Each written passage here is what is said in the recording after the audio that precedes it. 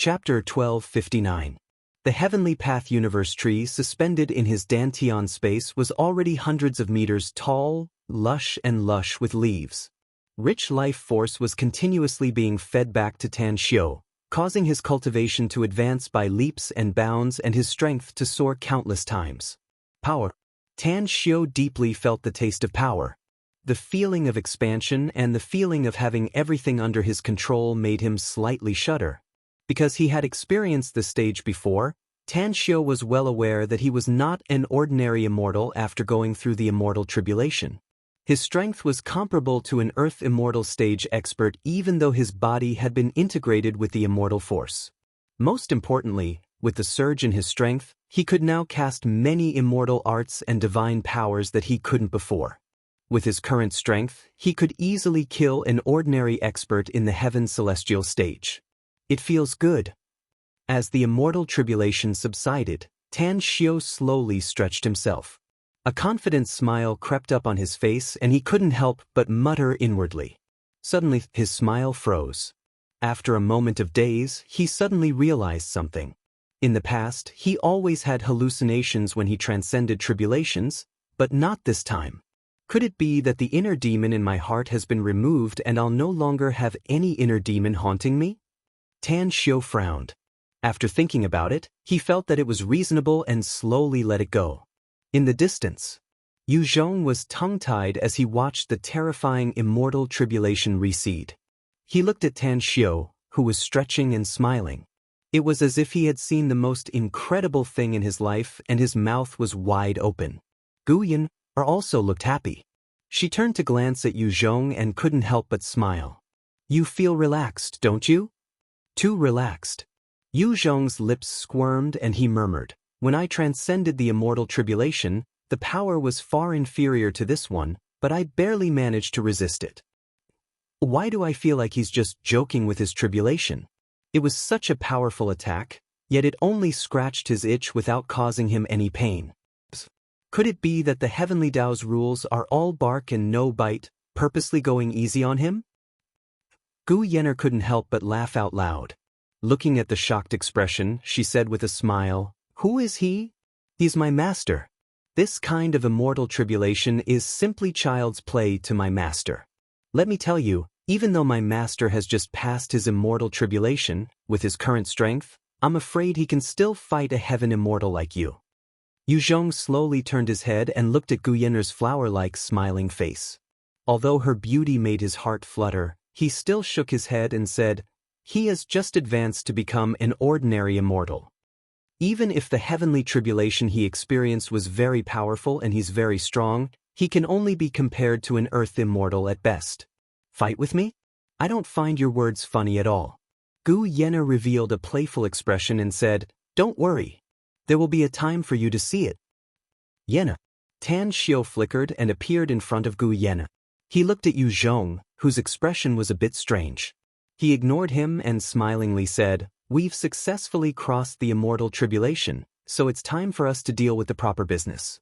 The wealth of those 3 clans is too little, and I've consumed a lot of it recently, so we need to rob more resources. Are we still going to aimlessly look for a target, Master? Gu Yanner nodded. Or are we going to continue robbing the big clans in this immortal domain? We've already robbed the 3 biggest clans in this immortal domain. Tan Xiu shook his head. I'm afraid there won't be much profit if we go to other clans. Also, if I remember correctly, there's a colorful light area nearby where many powerful immortals go to explore. Let's also go there and we should be able to get a good harvest soon. Robbing powerhouses is naturally better than robbing poor clans. Gu Yanner nodded. What should we do with him, Master? Kill him? Or let him go? He's not our enemy. Tan Xiu shook his head. His strength won't be a threat to us, so there's no need to kill him.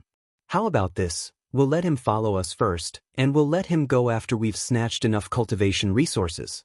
Yu Zhong wiped the cold sweat on his forehead and hurriedly said, Yes. I may be very weak, but I'm a celestial immortal after all. I'm sure I can help you a lot. Also, I don't have any malice toward you, and I'm very grateful to you. I would have died in the hands of the Yu clan if it weren't for you, let alone taking revenge. It's good that you know what you're doing, Tan Xiu said. We don't like to kill innocent people. Just listen to us and take us to the place where the auric perfusion source is in the future. Of course, we won't let you work with us for free. We'll give you 1/10,000th of all the cultivation resources we've robbed as a reward. 1/10,000th?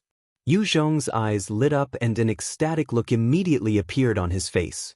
1/10,000th sounded like a small amount, but it was an absolutely amazing fortune for him personally. It must be noted that this man and woman in front of him had just robbed the 3 major clans and obtained an astronomical number of resources. Those resources were already huge in his eyes. Thank you. Thank you, senior. I'll do my best until the day I die. Tan Xiu was very satisfied with Yu Zhong's attitude. He immediately left and said a few more words to him. You're not bad. At least you haven't used the Yu clan's resources all these years. You may not have much strength, but you have a good backbone. As an immortal cultivator, you must have the courage to fight against the heavens, demons, and ghosts. The immortal world is a cruel world. If you don't fight, you'll be eliminated and die in the hands of more powerful enemies one day. Cultivate well and you may become a powerhouse who can shake the world in the future. Yu Zhong agreed with Tan Xiu's words, but inwardly he felt disdainful of the praise. It was simply a joke for a weakling who had just ascended to immortal to give him pointers. 7 days later, the 3 of them had arrived at the multicolored starfield. There was a huge land floating in the air here.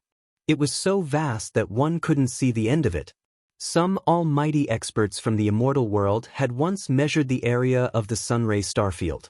It was so vast that even a perfected golden immortal would need several years to fly from one end to the other. This starfield was filled with multicolored lights. The scene was breathtakingly beautiful and breathtakingly beautiful. However, the red clouds fluttering in the air greatly hindered their vision. Is this the multicolored starfield? I've only heard about it countless times before, but I've never been here. Yu Zhong curiously observed the scene in front of him, but he was secretly on guard because he had heard about the dangers here. This place looked beautiful, but it was filled with danger at every step. A slight carelessness would lead to death without a burial. I've been here before. Tan Xiu nodded and said, this is indeed the multicolored starfield. Let's go. I know there's a special creature here that will be very beneficial to us. Since we're already here, plundering cultivation resources is one thing, but we must also collect the good stuff. What kind of special creature are you talking about, Master? Asked Guyen curiously. It's a fire cloud cicada, answered Tan Xiu with a faint smile. A fire cloud cicada? Guyen stared blankly for a moment and then smiled with satisfaction. It's indeed a good thing. If we can get it, we can combine it with other materials to refine the multicolored cloak. A strange expression appeared on Yu Zhong's face again. Although Tan Xiu had just broken through to the immortal stage, this person was getting more and more mysterious in his eyes. He knew about the fire cloud cicada and was very clear about it. This creature was very powerful, but its value was also very high. A fire cloud cicada could be auctioned for tens of millions of immortal stones. If he could get a fire cloud cicada, he wouldn't need to worry about cultivation resources for the next 100 years at least. Senior, this fire cloud cicada is very powerful. I don't have the slightest confidence in catching it. Besides, I heard that it lives in a very dangerous place. Shouldn't we reconsider? Yu Zhong hesitated for a moment, but he still spoke up for the sake of his own life. Tan Xiu glanced at him and lightly said, there's no need to reconsider. I've already made my decision. Shortly after, the trio entered the range of the Sunglow starfield. After more than a day of hurrying, they finally stopped on a crimson mountain peak. It was not that they didn't want to continue their journey, but the battle ahead blocked their way. The monstrous sword Qi and the sharp saber light made them not dare to take it lightly even though they weren't weak. Interesting. Standing under a red tree, Tan Xiu quietly watched the battle tens of kilometers away. With his current eyesight, not to mention the scene tens of kilometers away, he could even clearly see the scene thousands of kilometers away. In the sky, more than a dozen immortals were fighting. To be precise, It should be more than a dozen celestial immortals in white robes were besieging a black-robed man under the leadership of a profound immortal. The black-robed man was very strong and was at least a golden immortal stage expert. However, his body was riddled with scars and his injuries were extremely serious. Even a profound immortal and more than a dozen celestial immortals still made him struggle to hold on. What made Tan Xiao and Gu Yan vigilant was not the two sides fighting, but the three old men standing near them. Two of them were obviously from the same group as the white-robed immortal, whereas the other old man covered in blood was from the black-robed man's group. Their auras were very powerful. As a golden immortal, Gu Yan could judge their auras and knew that they were at least golden immortals. Even if they were hiding their strength, it was very likely that they were perfected golden immortals. Even if they were not, the weakest among them was at least a late-stage golden immortal. Heavens! I know that immortal who's being besieged. He's Dark North Immortal, the sect master of the Aurelian Artificer sect in another starfield. He's a dignified golden immortal, yet we're in such a miserable state? Disbelief flashed in Yu Zhong's eyes as he exclaimed in a low voice. Chapter 1260. A glint flashed in Tan Xiao's eyes. He pressed his hand on Yu Zhong's shoulder and asked in a low voice, "Are you sure you're not mistaken? Is he really the Aurelian Artificer sect's sect master?" Yu Zhong nodded and said, "I met him decades ago. He's indeed the Aurelian Artificer sect's sect master. He's very strong and likes to make friends with powerhouses from all walks of life. He definitely has the most friends in the nearby starfields. Of course, the most important thing is that his Aurelian Artificer sect is good at refining artifacts. Many high-quality immortal artifacts are refined by them." "Do you know this Aurelian Artificer sect, master?" asked Gu Yan curiously. Tan Xiao nodded slowly and said, "I once had some connections with them. I went to this Aurelian Artificer sect more than 2,000 years ago. I wanted to ask them to help me forge an immortal artifact at that time, but I didn't expect that their level of artificing was much worse than mine. So, I picked a batch of crafting materials from the Aurelian Artificer sect and gave them a crafting book as compensation." "Was the Aurelian Artificer sect's sect master the one who besieged you?" asked Gu Yan curiously. "No, he wasn't." Tan Xiao shook his head. Gu Yan hesitated for a moment and asked, "What should we do then, master? Do we still take action?" Tan Xiao faintly smiled and sent a voice transmission to Gu Yan. "Of course.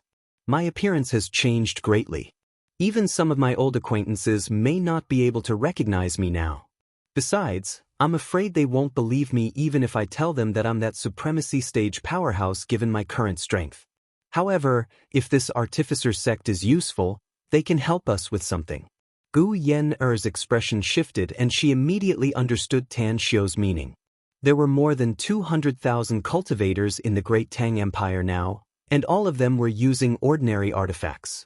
Now that they were in the immortal world, if they could equip each of them with an immortal sword, it would definitely increase the Great Tang Empire's combat power to another level. Master was... He wanted the Aurelian Artificer sect to refine immortal artifacts for the Great Tang Empire, dozens of kilometers away. The profound immortal who besieged Dark North Immortal had a proud smile on his face. He fiercely slashed Dark North Immortal's arm and laughed out loud. "You never thought that you would have such a day, did you, Dark North Immortal? Back then, you stole the woman I liked and severely injured me. It's time for us to settle the enmity from back then." Dark North Immortal tried his best to evade, but he had consumed too much immortal force in his body and his injuries were too serious. He was now like an arrow at the end of its flight. Overwhelmed with grief and indignation, he angrily roared, "Qing Kain is the woman I love deeply, and she also loves me deeply. We love each other, it's only right and proper for us to be together. As for you, you despicable and shameless person, you've been scheming against us all along. Back then, I cared about our past relationship, so I only heavily injured you and didn't take your dog life. I didn't expect you to jump out and make an enemy out of me when I was seriously injured. Do you really think that ants like you can kill me?" Clearstream sneered and said, "Of course, With your current situation, we are more than enough to kill you. As for that ancestor of your artificer sect, do you think he dares to move? My Clearstream clan has 2 ancestors.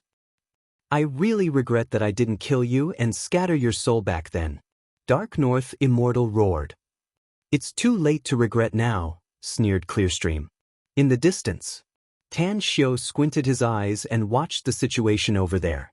Then he slowly said, if my guess is correct, those 3 golden immortals over there are all seriously injured. The reason why they haven't moved is that they are afraid of each other. They can encounter danger at any time in this multicolored starfield. If they continue to fight, they will easily fall here unless they are very lucky. Gu Yin nodded and said, that expert from the Aurelian Artificer sect seems to be about to move. He shouldn't just stand by and watch Dark North Immortal get killed. Yen, if you join hands with that expert from the Aurelian Artificer sect, can you easily get rid of those 2 golden immortals? Asked Tan Xiao. I'm enough to kill all 3 of them by myself, replied Gu Yen confidently. Then let's do it. Tan Xiao nodded. 3 bolts of lightning flashed and appeared on the battlefield. Then, Tan Xiao shouted, fellow immortals of the Artificer sect, I've heard that your Aurelian Artificer sect's master, Dark North Immortal, is a forthright man who likes to make friends from all walks of life. Since fate has brought us to meet today, we also hate such despicable people. Why don't we join hands to kill them? After we kill them, we'll take all their resources. What do you think? Dark North Immortal looked ecstatic upon hearing that and loudly said, I'm Dark North Immortal, the Aurelian Artificer sect's master. Thank you for your help, friend. This Dark North Immortal will always remember this great kindness in my heart. As for the harvest after killing them, it's all yours. Also, this Dark North Immortal will also take out some treasures to thank you. Tan Xiao watched as Gu Yen dashed toward the 2 golden core stage experts of the Clearwater clan. Suddenly, he took out an immortal sword from his interspatial ring. Surging sword chi surged as he instantly rushed to Dark North Immortal's side. The 3 of us will join hands to kill the enemies. Tan Xiao shouted in a deep voice. Yu Zhong could only force a wry smile inwardly, but he could only brace himself to fight alongside Tan Xiao and Dark North Immortal. Dark North Immortal went all out to kill the 2 celestial immortals and quickly approached Tan Xiao. Take them all. Tan Xiao threw a jade bottle and then controlled his immortal sword to block the attacks of the Clearwater clan's celestial immortals. Yu Zhong directly lured the 3 celestial immortals over and fought them with all his might. Dark North Immortal had already taken all the healing pills he carried with him. After catching the jade bottle, he unplugged the cork and smelled the medicinal fragrance wafting out of it. Then he swallowed it without hesitation. He knew very well that given the situation he was in, if the other party didn't help him, he would have no choice but to die. Therefore, the other party didn't need to use pills to harm him. He swallowed a holy healing pill. A moment later, he revealed a wry smile. The efficacy of this holy healing pill was too poor and didn't have much effect on him. Without any hesitation, he swallowed the remaining 19 healing pills in one gulp. Finally, the medicinal effects of so many healing panaceas added together were of some help to his injuries. Taking advantage of this time, he took out an essence amassing pill, swallowed it, and desperately refined it. Fuck off. The immortal sword controlled by Dark North Immortal was a bit more powerful than before. Seeing that the immortal sword controlled by Clearwater clan was about to hit Tan Xiao instantly blocked the immortal sword. At the same time, he fused the trace of medicinal efficacy he had just refined with the last trace of immortal force left in his body and then unleashed a crazy strike. The immortal sword swept across. Clearwater clan's immortal sword was cut in 2, and Clearwater clan's immortal body was also cut in half. At this moment, Dark North Immortal spurted out a mouthful of blood. The power in his body was completely consumed, causing his body to fall down.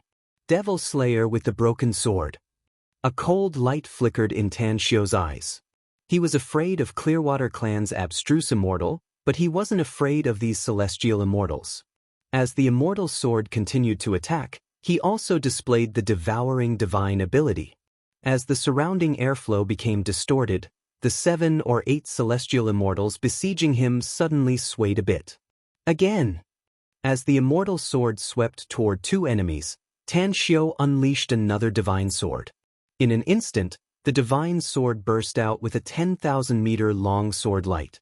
The 2 celestial immortals who were focused on defending against the attack of the immortal sword were caught off guard, and the divine sword directly killed them. I'm still too weak. Tan Xiu secretly smiled bitterly in his heart. If his cultivation was 1 level higher, even if he reached the Earth Immortal stage, he was confident that he could easily kill these celestial immortals. Watch out! Suddenly, Tan Xiu's expression slightly changed. He found that a sword shadow had chopped off Dark North Immortal's left arm.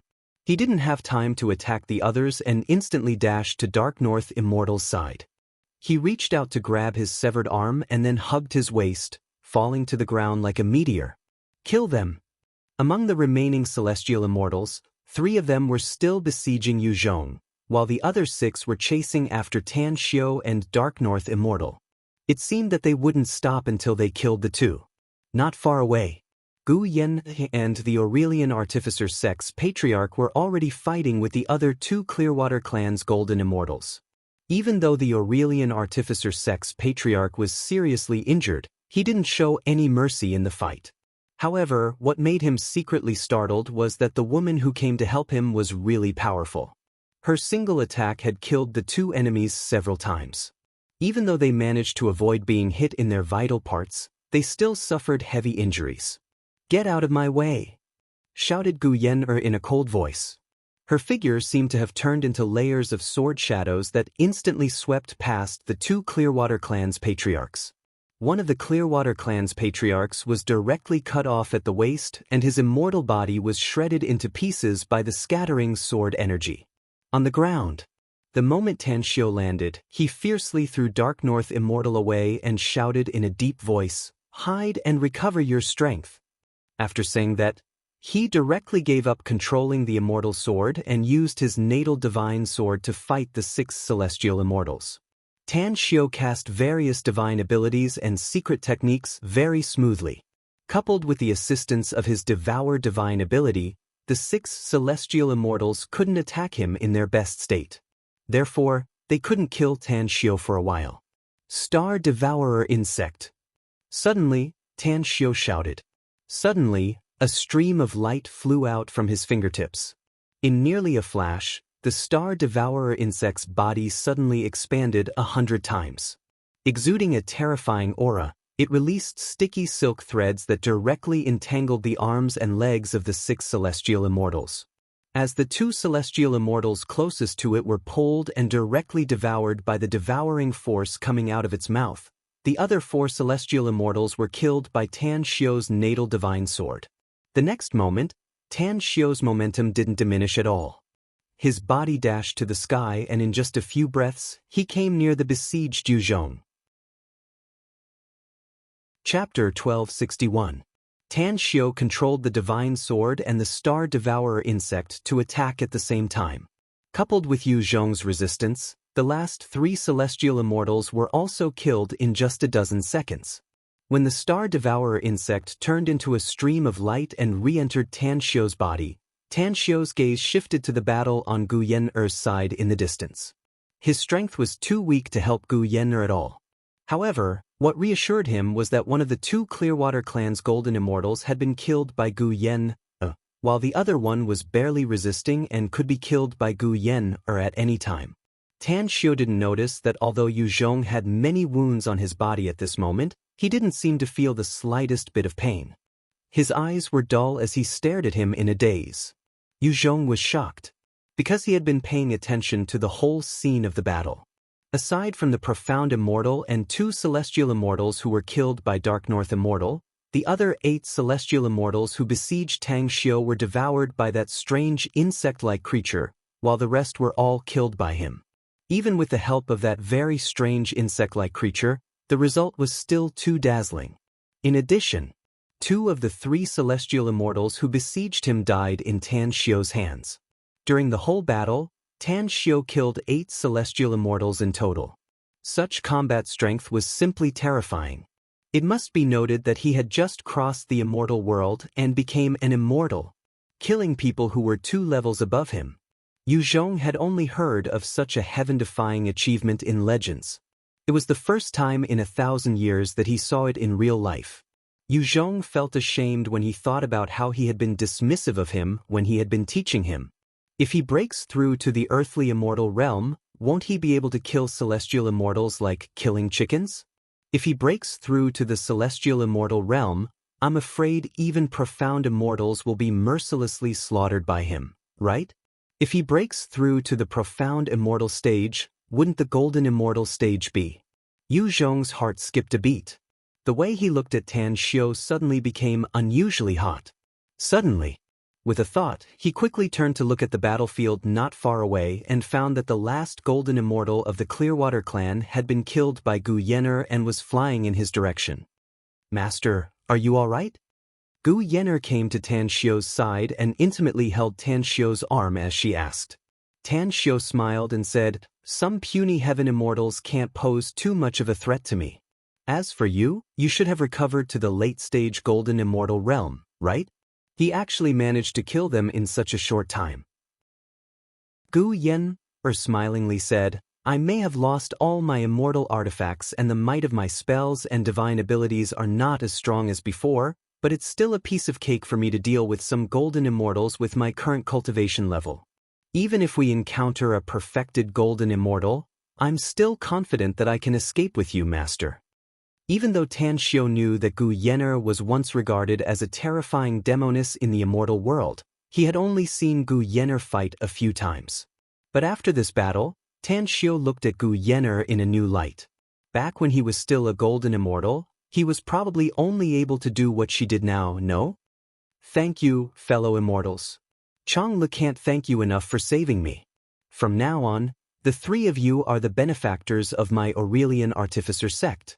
The Aurelian Artificer sect's ancestor rushed over with scars all over his body. He was shocked by Gu Yenner's terrifying power, but he was also full of gratitude. He was perfectly aware that he and Dark North Immortal would have died in this battle had it not been for these 3 people's sudden rescue.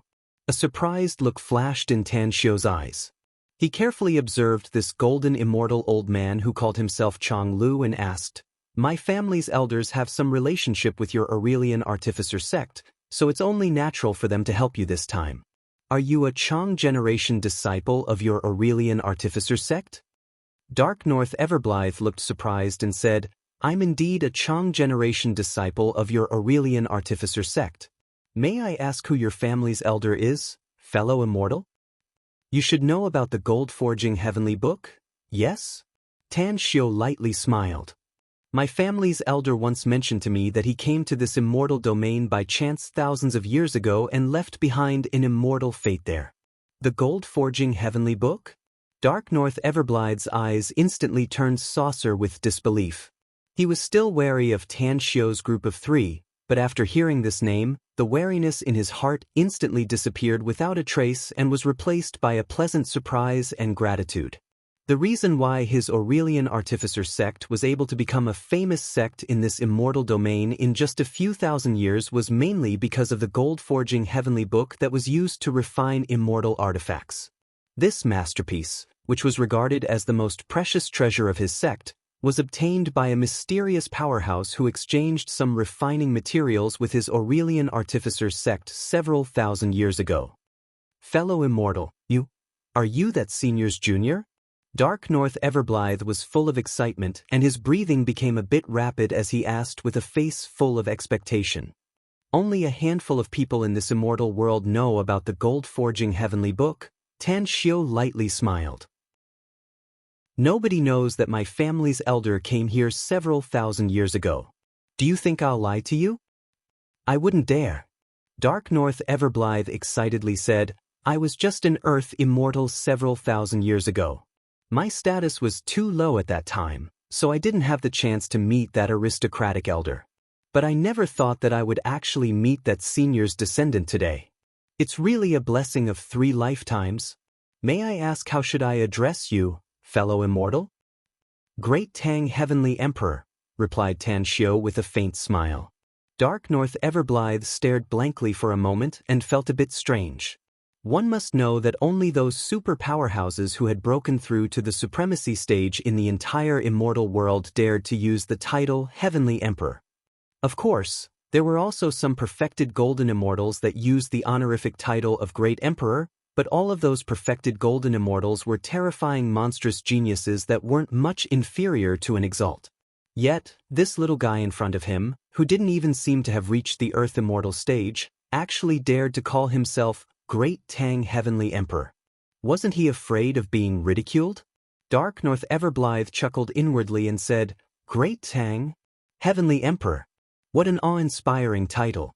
Sect Master and I came out this time to catch a firecloud cicada, but we didn't expect that we would be discovered by the Clearwater clan. They harbored evil intentions and pretended to be friendly with us on the surface. They were even willing to accompany us, but they attacked us when we were defenseless. Fortunately, the three of you came to our rescue in time and saved our lives. We'll always remember this great kindness in our hearts. But where are the three of you going? Tan Xiu turned around and gestured to Gu Yan. He watched her quickly search the interspatial ring carried by the Clearwater clan. Then he turned back and said, Our target is also the fire cloud cicada. We want to catch some of them and refine them into the prismatic cloud robe. Dark North Everblythe stared blankly for a moment.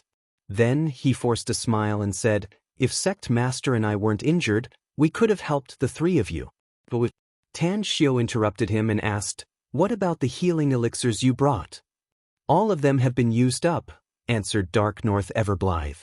Tan Xiu thought for a while and asked again, Do you have the 1,000 leaves grass, 10,000-year-old toadstool, blood hazelnut, and white phoenix dew? Dark North Everblythe immediately nodded and said, Except for the white phoenix dew, which is a precious spirit liquid, the other three are ordinary immortal medicines. I happen to have them here. Tan Xiu asked for 4 kinds of alchemy materials and signaled Dark North Everblythe to check Dark North Immortal's injury. Then, under the protection of Gu Yan, he took out the demon god spirit devourer cauldron and began to concoct the springtime elixir.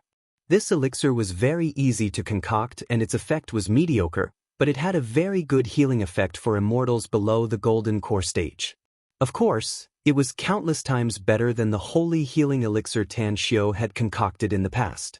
Upon seeing that Tan Xiu was about to concoct the elixir immediately, Dark North Everblythe was a bit surprised, but he still quickly went to the place where Dark North Immortal was recuperating. After observing, he found that Dark North Immortal's life was not in danger. It was just that his injury was too serious and he had consumed too much immortal force. Only then did he feel relieved. In the blink of an eye. 3 days passed by.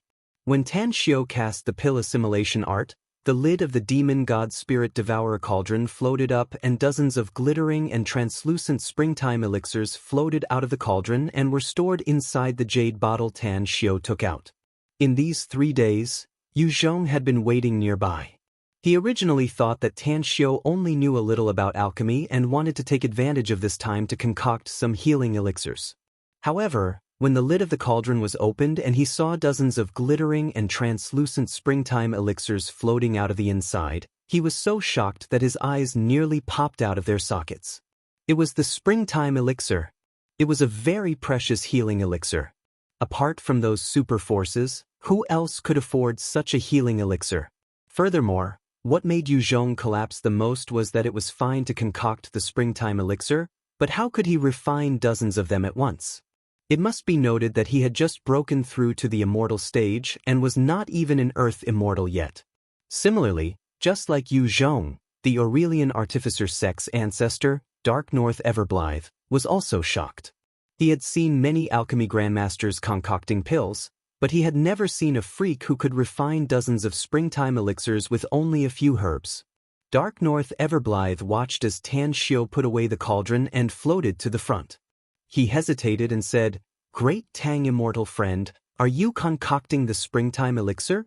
As far as I know, no one has ever used so few herbs to refine so many. Tan Xiu raised his hand to interrupt him. He threw 10 springtime elixirs to him and lightly smiled. You'll know whether it's the springtime elixir or not after you take it. Dark North Everblythe hesitated for a moment and immediately took one of the springtime elixirs. Feeling the rich medicinal efficacy, he couldn't help but be moved. He nodded and said, "It's indeed the springtime elixir, and it's a middle-grade one at that. Great Tang Immortal Friend's attainments in alchemy have gone beyond my knowledge. I really admire you." Chapter 1262. Tan Xiao had refined a total of 32 springtime immortal pills this time. He had given 10 to Dark North Everblythe, leaving 22 left. Looking at Yu Zhong's longing eyes, he threw 2 of them to Yu Zhong as though he was throwing garbage and then put away the remaining 20. In the immortal world, each springtime immortal pill was equivalent to half a life. If one suffered a serious injury, they could quickly recover after taking the springtime immortal pill. Dark North Everblythe and Dark North Immortal had taken the springtime immortal pill for less than 2 days, and their injuries were already healed. Since both sides were targeting the fire cloud cicadas, they traveled together and quickly rushed toward the starfield where the fire cloud cicadas appeared. Blazing Flame Starfield. The starfield's area was not very large, but it was full of high temperature. By the time Tan Xiao's group of 5 arrived here, they had already experienced more than a dozen fights. Every time, the 5 of them would be able to slaughter their enemies and snatch the cultivation resources they carried with them. It was precisely this kind of robbery-like killing that made Dark North Everblythe and Dark North Immortal smile bitterly and feel helpless. If only, had it not been for Tan Xiao's group of 3 who saved them, they would have left long ago. After all, robbery was a disgrace to them given their status. However, Tan Xiao didn't care about it at all. At first, he just wanted to rob them and didn't want to kill them. But apart from 5 groups of people who attacked them first, the other 6 or 7 groups of enemies were also very ruthless and ruthless. Tan Xiao was perfectly aware that the immortals who came to the Sunglow Starfield were all ruthless and merciless characters. After all, every immortal had mentally prepared themselves before coming here. For the sake of resources, they would risk their lives even if they had to die here. "It's about time, Master." Gu Yan sorted out all the resources they had plundered and pulled Tan Xiao's arm with a smile. "It's far from enough." Tan Xiao shook his head. "How can we let go of this opportunity since we ran into the Aurelian Artificer sect Master? Yenner, let's hunt the fire cloud cicadas first. When we get more, we can sell them." Gu Yan instantly understood Tan Xiao's thoughts. She nodded and said, "That's good too. After all, we're going to face many dangers along the way, so it's a good thing to get more cultivation resources. Master, we've been out for quite some time.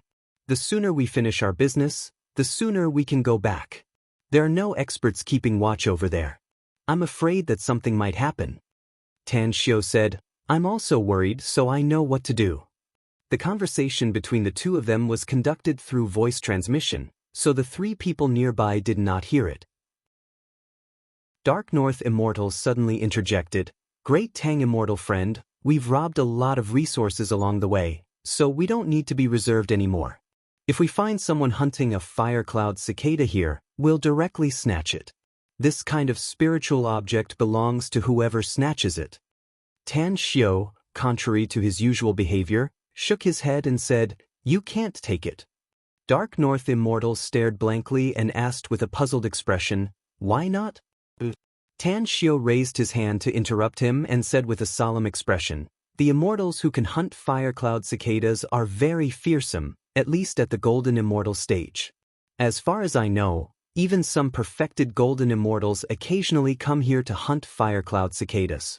Therefore, to avoid kicking an iron plate, let's give up on snatching it for the time being." Dark North Immortal suddenly understood and pondered for a moment. Then, he curiously asked, "Great Tang Immortal Friend, I have a question in my mind.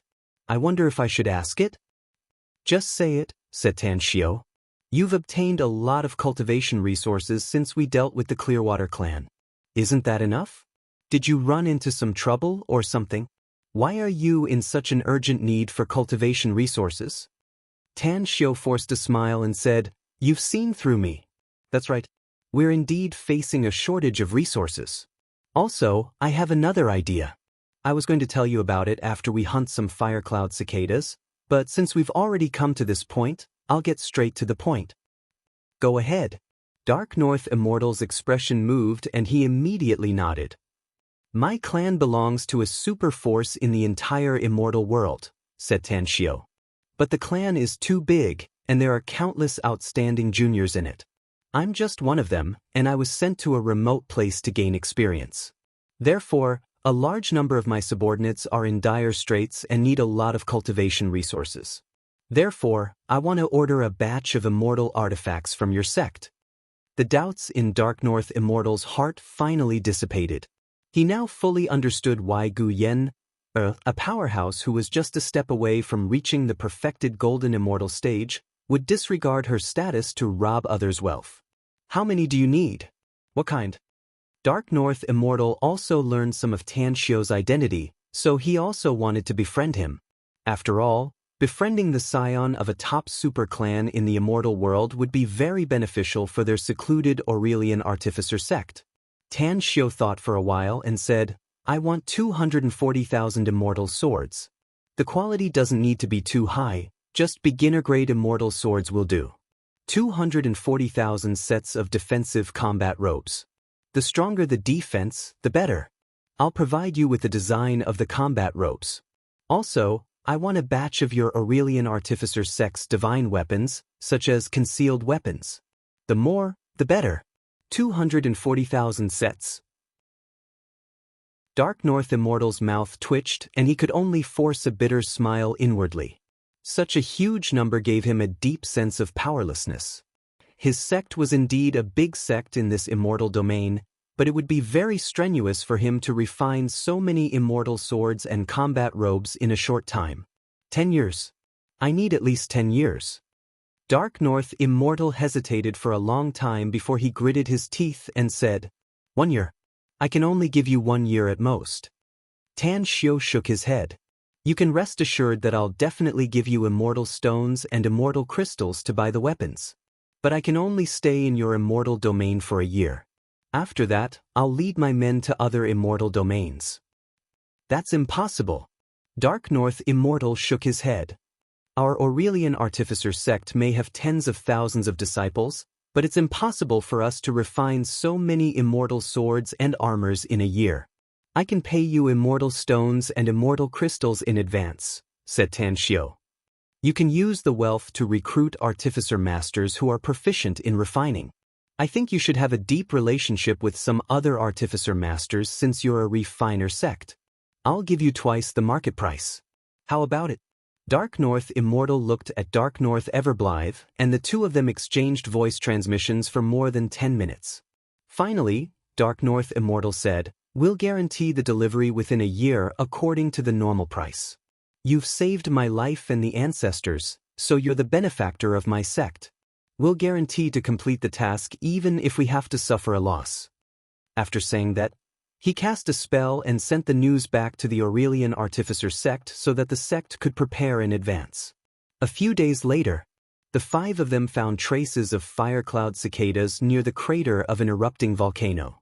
Dark North Everblithe observed for a while and then said with a wry smile, I've been here several times and know some of the habits of fire cloud cicadas. Now that this volcano is erupting, I'm afraid that all the fire cloud cicadas within hundreds of thousands of miles will be attracted here. However, they'll enter the magma inside the volcano as soon as they come, so we must wait for the volcano to extinguish and the fire cloud cicadas inside to come out. Tanshio looked at the erupting volcano and shook his head with a smile. No need to go through so much trouble. Just watch me. After saying that, he stopped Gu Yen from following him and flew to the sky above the erupting magma alone. He then took out a pitch-black bottle from his interspatial ring, unplugged the cork, and poured it into the magma below. Insect-devouring liquid. Tanshio's group of 5 found it in the interspatial ring of one of the immortals they robbed. This insect-devouring liquid was a huge temptation for the fire cloud cicadas, but it also had great benefits. Once the fire cloud cicadas smelled the insect-devouring liquid, they would drill out of the magma. Thousands of years ago, Tan Xiu was able to easily hunt the fire-cloud cicadas due to his formidable strength. But he later slaughtered dozens of devils and obtained the insect-devouring liquid from them. Unfortunately, he didn't have the chance to use it until the end. Sure enough, a few minutes later, Tan Xiu clearly saw the fire-cloud cicadas. The fist-sized fire-cloud cicadas had a crimson body and eyes that glittered with multicolored light. 2 minutes after the first fire-cloud cicada appeared, Tan Xiu saw a total of more than 30 fire-cloud cicadas. Star Devourer insect, help me capture all these fire-cloud cicadas. If you can capture all of them, I'll give you a medicinal pill to increase your strength. Tan Xiu transmitted his voice to Star Devourer insect. It's a deal. As Star Devourer insect's voice came from his sea of consciousness, Tan Xiu immediately released it and watched its body appear a kilometer away before it began to swell. Whoosh! A terrifying devouring force firmly locked more than 30 fire-cloud cicadas. In just 10 seconds, more than 30 fire-cloud cicadas screamed as they were swallowed by Star Devourer insect. As Tan Xiu threw 36 jade bottles, Star Devourer insect directly swallowed them and put the 36 fire-cloud cicadas into the jade bottles. Here! Star Devourer insect spat out all the jade bottles and then turned into a stream of light that disappeared into Tan Xiu's body. Satisfied, Tan Xiu put the 36 jade bottles into his interspatial ring and then flew to the dumbfounded and seemingly petrified Dark North Everblithe, Dark North Immortal, and Yu Zhong in the distance. Then he lightly smiled and said, "Why are you looking at me like that? In fact, hunting fire-cloud cicadas is quite simple." Simple? The trio's mouths twitched and they turned their faces to the side at the same time. They really wanted to beat Tan Xiu up. What was simple for Tan Xiu was extremely difficult for them, and the difficulty was beyond their imagination. Anyways, how many fire-cloud cicadas do I need to pay for the weapons I ordered before, Dark North Immortal? Tan Xiu smiled. You should know that fire-cloud cicadas are very valuable. Chapter 1263. Although Dark North Immortal was shocked by how easily Tan Xiu hunted the fire-cloud cicadas, he still couldn't help but pout inwardly after hearing his words. The value of the fire-cloud cicadas was indeed very high, but the total value of that huge order was much higher than dozens of them. Tan Xiu took out 10 jade bottles and handed them to Dark North Immortal. Then he smilingly said, "I have other uses for the other fire-cloud cicadas, so I'll take these 10 as part of the immortal crystals. Give me an estimate and see how many immortal crystals I need to pay you after deducting the total price of these 10 fire-cloud cicadas." Dark North Immortal carefully pondered for a long while and then slowly said, "For 100,000 immortal crystals. Even if my sect doesn't earn a penny, I'm afraid we'll still need 400,000 more. Aside from the immortal sword and combat robe, if you want other weapons, the price. I can't take out 400,000 immortal crystals now, but I can give you 100,000 for now." Tan Xiu nodded and said, "Consider it as an advance payment for the 10 fire-cloud cicadas. A year later, I'll pay you the rest when I come to pick up the immortal sword and combat robe. How about it?" Dark North Immortal wiped his cold sweat and forced a smile. "I'm not trying to be poor, Great Tang Immortal friend. My sect may have a big business, but we're not particularly rich. 400,000 immortal crystals is comparable to the entire wealth of a large sect. My sect can't take out so many immortal crystals in advance." Tan Xiu secretly rolled his eyes inwardly. He didn't expect that the sects and clans in this immortal domain would be so poor. He had robbed the 3 major clans and obtained less than 100,000 immortal crystals in total. Coupled with his recent gains, he barely had more than 100,000 immortal crystals. After pondering for a while, Tan Xiu took all the resources Gu Yin had and then gave them to Dark North Immortal. Then he said, "The total value should be 300,000 immortal crystals. Including the 10 fire-cloud cicadas, I still owe you 100,000 immortal crystals. Am I right?" Dark North Immortal took the interspatial ring and counted all the resources and wealth inside. Then he nodded and said, "There should be about 310,000 immortal crystals." Tan Xiu said, Alright, I'll owe you 200,000 immortal crystals. You'll help me refine immortal weapons and combat robes as soon as possible. As for the other 100,000 immortal crystals, you'll help me refine a batch of the weapons you're good at. I'll take the 200,000 immortal crystals to your Aurelian Artificer sect within half a year and pay you. Dark North Immortal felt relieved inwardly and nodded with a smile. I believe you, great Tang fellow immortal. Tang Xiu shook his head and forced a smile. I've been busy for a long time, yet I suddenly became a poor man again. Forget it, let's part ways here. I'll definitely visit you personally within 2 years. Dark North Everwood Chang North, Dark North Immortal cupped his fists. Just as he and Dark North Everblythe were about to leave, he suddenly turned to look at Tang Xiu and smilingly said, Great Tang Immortal friend, you can visit the Clearwater clan if you have time. 2 of the Clearwater clan's ancestors have been killed, leaving only 1 ancestor at the Golden Immortal stage. As far as I know, the Clearwater clan's wealth is much richer than our Aurelian Artificer sect. Tan Xiu's eyes lit up and he smilingly asked, Don't you want to take revenge? My Aurelian Artificer sect won't forgive the Clearwater clan if we don't accept your order, said Dark North Immortal. You're short on money now, so I'm naturally willing to give you this benefit. The Clearwater clan's wealth is enough to pay the remaining 200,000 immortal crystals. I understand. Tan Xiu let out a faint smile. As Dark North Immortal and Dark North Everblythe left, Tan Xiu took out another interspatial ring from his interspatial ring and weighed it in his hand. Then he forced a smile and said, I've been working so hard for a long time, yet I only have 1 million immortal stones and 5,000 immortal crystals left. I'm so poor. Suppressing her laughter, Gu Yen'er said, Master, where are we going next since we got the fire cloud cicada? Tan Xiu glanced at Yu Zhong and threw a jade bottle containing a fire cloud cicada to him.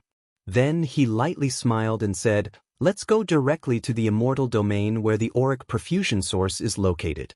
If I can get the auric perfusion source, I should be able to contend with profound immortals within a few years. Gu Yen'er nodded with a smile and said, We must get the auric perfusion source even if we have to risk our lives. My strength will advance by leaps and bounds if I can get more of it. It won't be a problem for me to recover to my peak. Yu Zhong followed at the side with a strange look in his eyes. Tan Xiu and Gu Yen'er's conversation this time didn't avoid him, so he could instantly hear some sensitive issues from their conversation. For example, the recovery of her strength. But now, this woman was already a late-stage golden immortal, yet she was not at her peak. Then what was she at her peak? Perfected golden immortal? Also, an ordinary immortal who had just broken through to the immortal stage actually said that he would be able to contend with profound immortals within a few years? Was this a joke? Yu Zhong raised his hand to touch the bridge of his nose. He suddenly recalled the scene of Tan Xiu slaughtering celestial immortals and immediately realized that he wasn't bragging and could really contend with profound immortals. Freak. Terrifying. After giving Tan Xiu and Gu Yen'er a definition in their hearts, they actually had the idea to follow Tan Xiu and Gu Yen'er. After all, they could go further and become stronger if they could follow powerhouses. Rubble Starry Sea.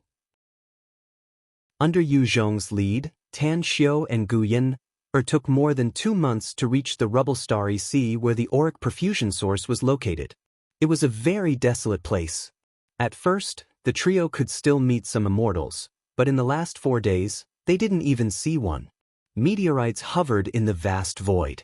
Hundreds of millions of meteorites formed a meteorite belt. Due to the movement of these meteorites, those who were slightly weaker could be struck and killed by the meteorites. In the eyes of almost all immortals, this starfield was a garbage dump. Occasionally, there were some small stars or meteorites that contained some treasures, but the quantity was very small. Therefore, no immortals were willing to come here to hunt for treasures because it was undoubtedly like rummaging through a garbage dump. As they moved forward, Yu Zhong looked into the distance. When he saw a black planet ahead, he immediately pointed there and said, There's a hurricane belt ahead. We need to pass through the hurricane belt and then land on that black planet. There's an ancient teleportation array on the black planet. I don't know exactly where the teleportation array will teleport us to. I can only be sure that the heavenly abode is at the other end of the teleportation array. Tan Xiu frowned and asked, what about coming back? If we want to come back, we can directly step on the teleportation array at the other end and it will automatically send us back, said Yu Zhong. I came back directly like that last time. Let's go. Tan Xiu thought about it and immediately made up his mind. Nothing ventured, nothing gained. He must take risks if he wanted to obtain a heaven-defying treasure like the auric perfusion source. Even Yu Zhong could escape from there alive and obtain the auric perfusion source. He believed that he and Gu Yan could also get it smoothly. The hurricane belt. It wasn't too dangerous for celestial immortals. Therefore, with Gu Yan, a golden immortal powerhouse, they were able to easily pass through and land on the huge black planet. What surprised Tan Xiu was that the soil of this planet was black and very fertile. But the strange thing was that there was no life on this planet. It's over there. Yu Zhong judged it and then led the other two to fly quickly. 2 hours later, they arrived in front of a teleportation array. This teleportation array looked dilapidated, and one corner of it even had traces of being destroyed. However, Tan Xiu could tell that this teleportation array was not affected and could still operate normally. But before it could operate, he needed to put immortal stones in the groove. Put in the immortal crystals. To prevent any accidents, Tan Xiu immediately took out 8 immortal crystals and embedded them in the groove. Then he and Gu Yan exchanged glances and the three of them immediately stepped into the teleportation array. Buzz, a mysterious aura instantly enveloped the three of them, followed by a feeling of dizziness. The three of them felt as if a century had passed, but it also felt like a snap of a finger. When the three of them regained their vision, they immediately discovered that they had appeared in an empty space. There was no blue sky and white clouds here, nor was there any soil. What he was stepping on was a material that looked like gold, but wasn't gold, and jade, but wasn't. The little bugs in the surroundings were like fireflies that had been magnified 100 times. They glowed brightly, illuminating the entire space. Ka. The mechanical voice came from all directions. Yu Zhong looked around, dumbfounded and confused. His lips squirmed for a while before he dryly said, I swear we didn't appear here when we used the teleportation array last time. Strange, what is this place? Tan Xiu and Gu Yan looked at each other and frowned. Tan Xiu said in a deep voice, none of the 7 layers of space you mentioned has such an environment? Yu Zhong replied solemnly, no. Tan Xiu took a deep breath and said in a deep voice, since we're already here, we might as well take things as they come. Regardless of whether this is the place where the auric perfusion source exists or not, we still need to explore it. Let's go and take a look around. If there's nothing, we'll go back. Half a day later, the three of them stopped in front of a vortex portal. Yu Zhong looked at the vortex portal in front of him and finally looked pleasantly surprised. He said, the space we appeared in before also has such a portal. We can reach the next layer after entering it. Tan Xiu released his spiritual sense, but it was like a stone sinking into the sea after entering the portal. He couldn't see the situation inside. After hesitating for a while, he and Gu Yan exchanged glances and nodded to each other before flying toward the portal. You guys, Yu Zhong was aware of the dangers of this space, but after seeing Tan Xiu and Gu Yan enter the vortex portal, he hesitated for a moment before gritting his teeth and following them. Chapter 1264. In the blink of an eye. The scene in front of the trio changed. What appeared in front of them was a field of flowers and grassland. There were many living beings living in the endless grassland, but after the trio released their spiritual senses to observe, they found that these were not real living beings but mechanical puppets of various animal types. Whoosh! A figure flickered lightning fast and instantly appeared in front of the trio. Even though Gu Yan was a golden immortal stage powerhouse, she was still startled by the speed of this person. However, when the other stopped 100 meters away, the trio found that it was also a mechanical puppet, just that it was a humanoid one. Welcome to the immortal Civ realm. The mechanical puppet's eyes glowed with green light as it spoke with its metallic voice. You said this is the immortal Civ realm? Tan Xiu frowned. What are you? I'm not a thing. I'm an alchemy puppet. This is indeed the immortal Civ realm, the 11th floor of the celestial pole world. You don't have any Illumina aura on you, so I'm sure that you were directly teleported to the 10th floor and then entered this 11th floor through the vortex portal. Tan Shio's expression changed and he hurriedly asked, "What did you say? This is the celestial pole world?" "The 11th floor of the celestial pole world," answered the mechanical puppet. Tan Shio took a deep breath and said in a deep voice, "The celestial pole oldster has been missing for 8,000 years. It should be 8,000 years. You said this is the celestial pole world of the celestial pole oldster. Is he dead?" The mechanical puppet fell into silence for a while before two glittering and translucent immortal crystal essences fell from its eye sockets. Its tone also turned somewhat human as it said, "Do you know my master? My master is dead. He died from a heart demon. It's strange that my alchemy tablet doesn't have any explanation about a heart demon. In short, my master is dead and left this world. Also, my master said to wait for the fated one." Tan Shio clenched his fists, and a look of reminiscence appeared in his eyes. In the past, he had just gotten rid of his status as a playboy and successfully became a mysterious celestial stage expert. Then he met the celestial pole old man in a dangerous and desperate situation.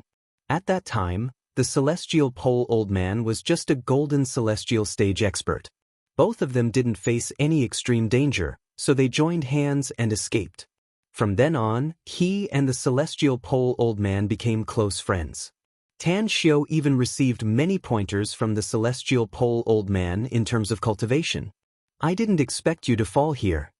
Tan Shio's heart was filled with bitterness. He looked at the mechanical puppet in front of him and nodded. Since celestial pole oldman left his immortal fate here, there should be a test, right? Tell me what the test is. I'll give it a try. The mechanical puppet said, "You haven't answered my question. Do you know my master?" Tan Shio said, "Yes, we are old friends who fought side by side. It's just that I didn't expect him to perish here 8,000 years ago." "You're wrong," said the mechanical puppet. "My master has fallen 8,821 years ago." Tan Shio didn't care about such a trivial matter with the mechanical puppet and said, "It's been too long. I don't know the specific time of his death." "It's a bit troublesome if you want to participate in the trial," said the mechanical puppet. "Let me think about it.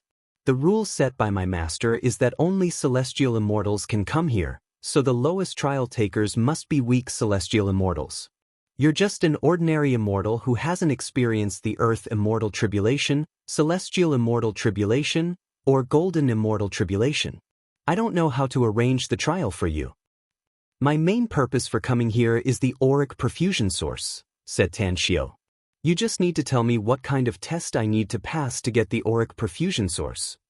"The auric perfusion source is on the 7th floor, but it's just a very poor cultivation resource," said the mechanical puppet. "You're willing to use immortal crystals to activate the spatial teleportation array, which means that you have a lot of wealth. Do you really need that kind of poor cultivation resource?" Tan Shio understood what the mechanical puppet meant. If he was still a supreme in the immortal world, the auric perfusion source would indeed be very poor for him.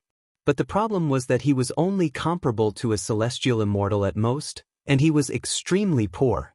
He also had an empire with more than 200,000 cultivators to train.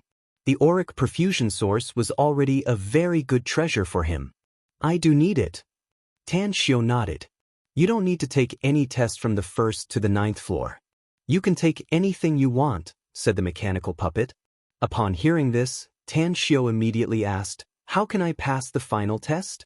Since it's my old friend's pocket world, I want to take it with me." "You're not qualified to participate in the trial, but the two beside you can," said the mechanical puppet. "But the trial is very dangerous. 49,872 immortals have come here to take the trial, and a total of 37,216 people died in the trial. All the trial takers at the Golden Immortal stage have fallen." Tan Shio's heart tightened. He was well aware of Celestial Pole Geezer's ability. If he hadn't fallen prematurely, he would have had a chance to break through to the supremacy stage. I want to try it, master. Gu Yin said with a calm expression. Tan Xiao slightly furrowed his brows. He thought for a while and said, I know you want to participate in the trial, Yin, but I'm afraid this trial can't be completed in a short time. Besides, we still have important things to do, so we don't have much time to waste here. If you really want to participate in the trial, I'll accompany you again after we've settled down in the future. Gu Yin thought for a while and nodded. I'll listen to you, master. Tan Xiao looked at the mechanical puppet and asked with a smile, why did we teleport directly to the 10th floor? This friend of mine has also been here before, but they were directly teleported to the 1st floor.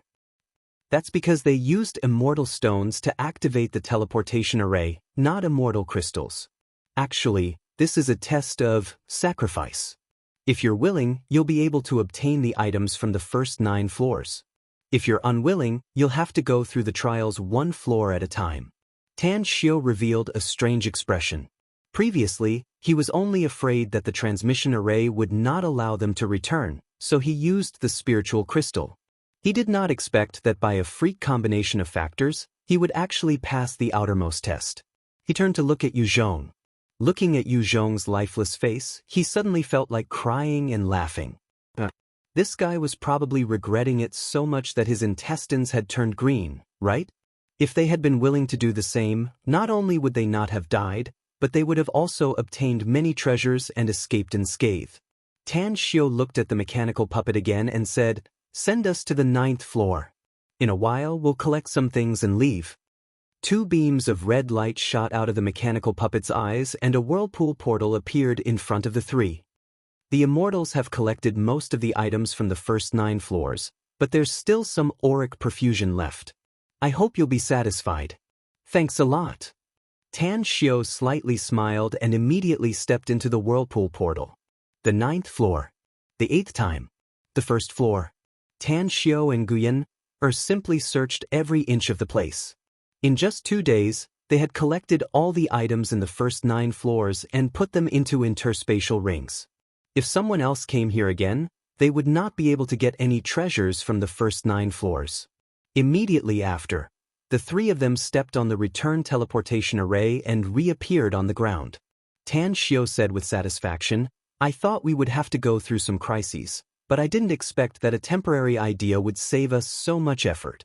Although the first 9 floors have been visited by many people, we still got a lot of treasures, much more than the wealth we plundered before.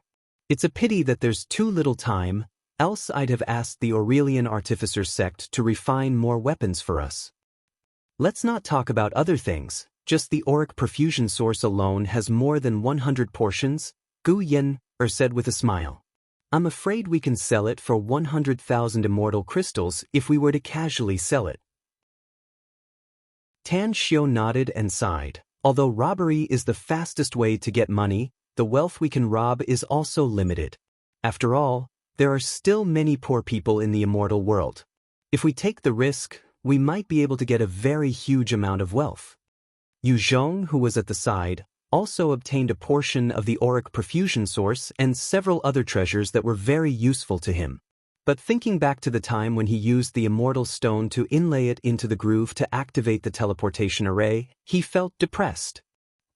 If he could get a lot of treasures last time, he might have the hope to break through to the profound immortal stage now. Or rather, he would have become a profound immortal powerhouse. How could Tan Xiao not see Yu Zhong's depression? He patted his shoulder and said with a smile, don't be depressed. If you used immortal crystals last time, you might not have come out alive. Yu Zhong was stunned and asked in confusion, what do you mean? Tan Xiao said lightly, think about it. If you used immortal crystals last time, even if you didn't accept the trial later and directly searched for treasures in the first 9 floors, wouldn't your companions be jealous? Wouldn't your companions be jealous of such a huge amount of wealth? Some people are very selfish and want to take it all for themselves. How big of a chance do you think you would have to escape alive? A glint flashed in Yu Zhong's eyes and most of his depressed mood immediately disappeared. He knew that Tan Xiao was right. His companions couldn't fully trust each other at the beginning. If any of them were to harbor evil thoughts at the sight of wealth, he might really fall inside. Thank you. Yu Zhong cupped his fists and said, "You don't need to thank me. Just remember my advice." Tan Xiao smiled and said, "Don't ever regret anything you've chosen in the future. Regret is useless and will only affect your state of mind instead. If you're right, then you're right. If you're wrong, then you're wrong. Only by having no complaints or regrets can you open your heart and welcome a better future." Yu Zhong smiled and nodded. Then he suddenly said, "Great Tang immortal friend, it's really a waste of your talent that you didn't establish your own sect and become an immortal master of your sect." Gu Yen'er at the side couldn't help but laugh. Chapter 1265. Greedy Wolf Immortal Domain. After Tan Xiao and Gu Yen'er arrived, they directly appeared on the periphery of a large city. They looked at the sky full of sword lights as countless immortals and cultivators came in and out of the city gate. The two glanced at each other and quickly landed on the ground outside the city gate. On the way here, Tan Xiao told Yu Zhong to leave. After all, he was from the immortal world, and Tan Xiao couldn't trust him at all. The two of them followed the flow of people and slowly walked on the wide street. Looking at the scene of the ancient city in front of them, a touch of nostalgia appeared on their faces. Compared to Earth, the two of them were actually more suitable here. After all, they had spent too much time here. Celestial Vine Pavilion. Tan Xiao pointed to a 100-meter-high tower-like building and smilingly said, "The Celestial Vine Pavilion is one of the largest businesses in the entire immortal world. We can directly sell the auric perfusion source at a low price. I believe we can sell it for 200,000 immortal crystals each." Gu Yen'er nodded and said, "We do need a lot of immortal stones and immortal crystals now. How many are you going to sell, Master?" Tan Xiao thought for a while and said, "I'll sell 4 of them. Then we'll have 20 left and bring them back for our own use. After all, this kind of treasure is what the people of the Great Tang Empire need the most." Gu Yen'er thought for a while and said, "How many immortal stones and immortal crystals does it cost to use the spatial teleportation array you used before?" Tan Xiao shook his head and said, "Given my previous identity, how could anyone dare to charge me for using the spatial teleportation array? To be honest, I really don't know the specific price. However, we have too many people, so I think we need a lot of immortal stones or immortal crystals." "In that case, let's sell 4 of them," Gu Yen'er said. "I hope this Celestial Vine Pavilion is still as trustworthy as before, else we'll tear down their branch here." Tan Xiao smiled and said, "I'm looking forward to what they'll do. After all, their branch in such a remote immortal domain only has golden immortals at most. It's even possible that they only have profound immortals guarding this city." After a while, Tan Xiao and Gu Yen'er had already appeared in the Celestial Vine Pavilion's shop. A beautiful clerk in a white gown came to greet them. Tan Xiao directly said, "Tell your chief steward to come out and see me. Tell him that I have a big deal to make."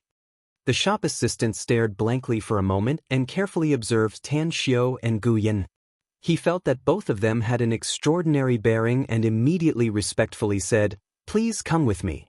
I'll take you to the VIP lounge on the 6th floor. I'll also inform the head steward to meet the two of you in the VIP lounge." "Lead the way." Tan Xiao and Gu Yen'er followed the shop assistant to the 6th floor. After entering a spacious VIP lounge, the two of them then sat down on the immortal futon pavilion. As fragrant tea was served, a middle-aged man exuding a scholarly aura stepped into the VIP lounge with a beaming smile. His eyes swept over Tan Xiao and Gu Yen'er as he immediately smiled and said, "Welcome, fellow immortals. I heard that you have a big deal to make with this humble shop? Ah, I forgot to introduce myself. I'm Duantian Ya, the chief steward of the Celestial Vine Pavilion in the Ravenous Wolf Immortal Domain." Tan Xiao watched the beautiful shop assistant leave and closed the door. He immediately raised his hand and took out a jade bottle from his interspatial ring. Then he lightly smiled and said, "Mature auric perfusion source. Give me a reasonable price. We'll make the deal if I can accept it. If I can't, I won't bargain with you and will directly leave to sell it to other shops." "Auric perfusion source?" Duan Tianya stared blankly and then looked surprised. He opened the jade bottle and observed it for a while. Finally, he nodded and said, "It's indeed a mature auric perfusion source. This kind of treasure is very valuable. Once it appears in the market, countless immortals will fight for it.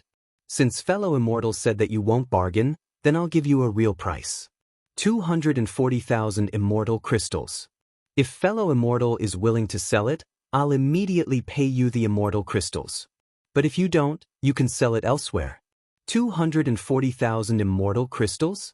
Tan Xiao could still afford the price, so he nodded and said, "The price is quite reasonable. I can accept it, but I wonder how big the appetite of this celestial vine pavilion branch is? Could it be that fellow immortal has more auric perfusion source?" Duan Tianya was surprised. "That's right," answered Tan Xiao. Duan Tianya carefully observed Tan Xiao and Gu Yen again and seriously said, "If fellow immortal has no more than 10 auric perfusion source, then this branch can carry out the transaction now. If it exceeds 10, you'll need to give me 10 days. We'll buy as many auric perfusion source as you have after 10 days. A glint flashed in Tan Xiao's eyes and he said in a deep voice, "We've spent a lot of effort to get 4 of them. However, we'll increase the price a bit. The total price of 4 auric perfusion source is 1 million immortal crystals. We can carry out the transaction now if you can accept it." Duan Tianya pondered for a while and then nodded. "Deal." After Tan Xiao gave the remaining 3 auric perfusion source to Duan Tianya, he quietly waited for half an hour. Then, Duan Tianya handed an interspatial ring to Tan Xiao and said, "There are 1 million immortal crystals inside. If fellow immortal has more auric perfusion source or other good things in the future, you can also trade them with us. Our celestial vine pavilion is absolutely fair in doing business." Tan Xiao let out a faint smile and nodded. "Rest assured. I've had countless transactions with your celestial vine pavilion, so I naturally have confidence in you. Since this transaction is over, then let's part ways here. I'll naturally come to you if there's anything else in the future. All right, I'll see you off." Duan Tianya sent Tan Xiao and Gu Yen out of the store. As he watched them disappear into the crowd in the distance, a glint flashed in his eyes. At this moment, a middle-aged woman silently appeared beside him. "Have you seen their strength?" asked Duan Tianya. "That young man has the aura of a tribulation, so he should have just ascended to immortality not long ago," said the middle-aged woman. "I really can't see through the woman beside him, but I think her cultivation should be much higher than mine. I'm afraid those who can sell 4 auric perfusion source at once are not simple." Duan Tianya nodded. "We can earn hundreds of thousands of immortal crystals from buying 4 auric perfusion source, which is already very good. Aren't you going to send someone to investigate their identity?" asked the middle-aged woman. "Forget it." Duan Tianya shook his head. "It's better not to investigate such a big customer, lest they misunderstand our celestial vine pavilion. That's right, you can buy one of the auric perfusion source for 250,000 immortal crystals. I'm afraid your daughter is in need of this auric perfusion source now." A hint of gratitude appeared on the middle-aged woman's face. She gently nodded and said, "I'll put the immortal crystals in the storeroom later." Inside the city, Tan Xiao and Gu Yen strolled around and bought a lot of cultivation resources. After all, they were now rich people. 1 million immortal crystals was equivalent to hundreds of millions of immortal stones. It was likely that many ordinary immortals wouldn't be able to earn so many immortal crystals even after cultivating for thousands of years. After a round of shopping, the two of them spent a total of 200,000 immortal crystals before they left in satisfaction. However, because of their extravagant purchases, they also attracted the attention of some people. When they left the city, they discovered that there were dozens of sneaky figures following them. "What should we do, master?" With a smile on her face, Gu Yin held Tan Xiao's arm and asked in a low voice. "Just shake them off," said Tan Xiao with a faint smile. "It's too easy to see such thieves and rascals. Besides, such people are generally very poor, so there's no need to waste our energy." Gu Yin let out a faint smile and soared into the sky with Tan Xiao. In just a dozen breaths, they left behind dozens of sneaky figures and disappeared from their sight. This immortal domain was very big, and this land was even more vast. Following the coordinates of the Aurelian Artificer sect given to him by Dark North Immortal, Tan Xiao easily found the sect's location in the depths of the millions of miles mountain range. Above the clouds. Looking down at the mountain below, Tan Xiao and Gu Yan nodded and said, "I've been here before, but it's been a long time and my memory is a bit fuzzy. However, I still remember one thing. Back then, there were only mountains around the Aurelian Artificer sect, and there was no lingering spirit fog. It seems that as the Aurelian Artificer sect developed, they paid a huge price to hire a powerful array master to set up a spirit-gathering array for their sect." "Someone found us, master," said Gu Yenner with a smile. Tan Xiao looked at the dozens of burly figures soaring into the sky and laughed aloud. "I'm Great Tang Heavenly Emperor, and I've come to keep the appointment. Please lead the way to see your sect master, Dark North Immortal." The leader was a burly man with red hair. He observed Tan Xiao and Gu Yan a few times and immediately showed respect. He cupped his fists and said, "We were ordered to wait for Great Tang Fellow Immortal outside the sect. Please follow me since Fellow Immortal has arrived." "Understood." After a while, the red-haired man led Tan Xiao and Guyan into the Aurelian Artificer sect's interior. Crafting cauldrons could be seen everywhere inside the Aurelian Artificer sect. In almost every corner, disciples of the Aurelian Artificer sect could be seen busily working near the cauldrons. "Ha!" A loud laughter came from a distance as Dark North Immortal quickly came to Tan Xiao and Guyin, with two high-level members of the Aurelian Artificer sect. "Great Tang Fellow Immortal is really punctual. It's not even half a year yet you're already here." Tan Xiao smiled and said, "We naturally won't waste any more time since we've already gotten enough immortal crystals. Anyways, how's the matter I entrusted you with, Dark North Immortal?" "Don't worry." Dark North Immortal smiled.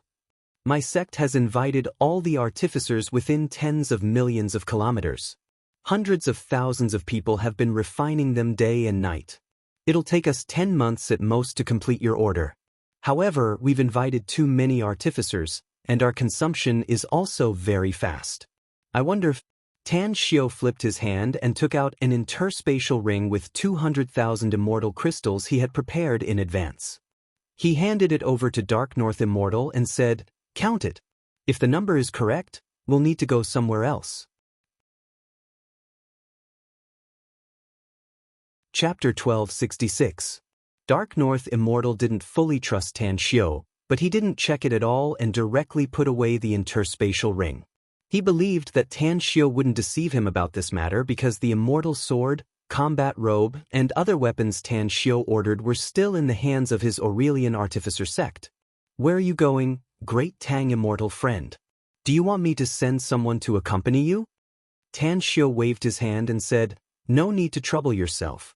I paid 200,000 immortal crystals to your sect, so I'm now poor. So, the Clearwater clan should be nearby, right? Let's go there and have a look. I hope the Clearwater clan isn't as poor as us." A glint flashed in Dark North Immortal's eyes and he said in a deep voice, "Great Tang Immortal friend, my Aurelian Artificer sect won't intervene too much if you want to go somewhere else. But I hope you can give my sect a chance to take revenge by going to the Clearwater clan. You can rest assured that all the wealth we get from the Clearwater clan will be yours." Tan Xiao frowned and said, "Your Aurelian Artificer sect needs to go all out in refining artifacts. If my sect has a total of 4 golden immortal ancestors," said Dark North Immortal. "It won't take too much time for them to go with you. Half a month's time is enough." Tan Xiao thought for a while and nodded. "We won't stop you since you want to take revenge. Let's go together. All the wealth we get from the Clearwater clan will be handed over to your sect.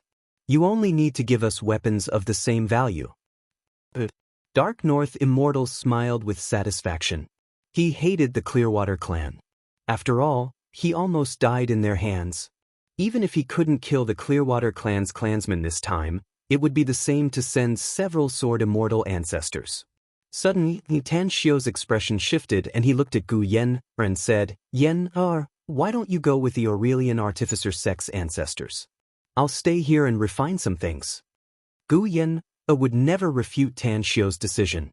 She nodded with a smile and said, "Then wait for my good news here, master."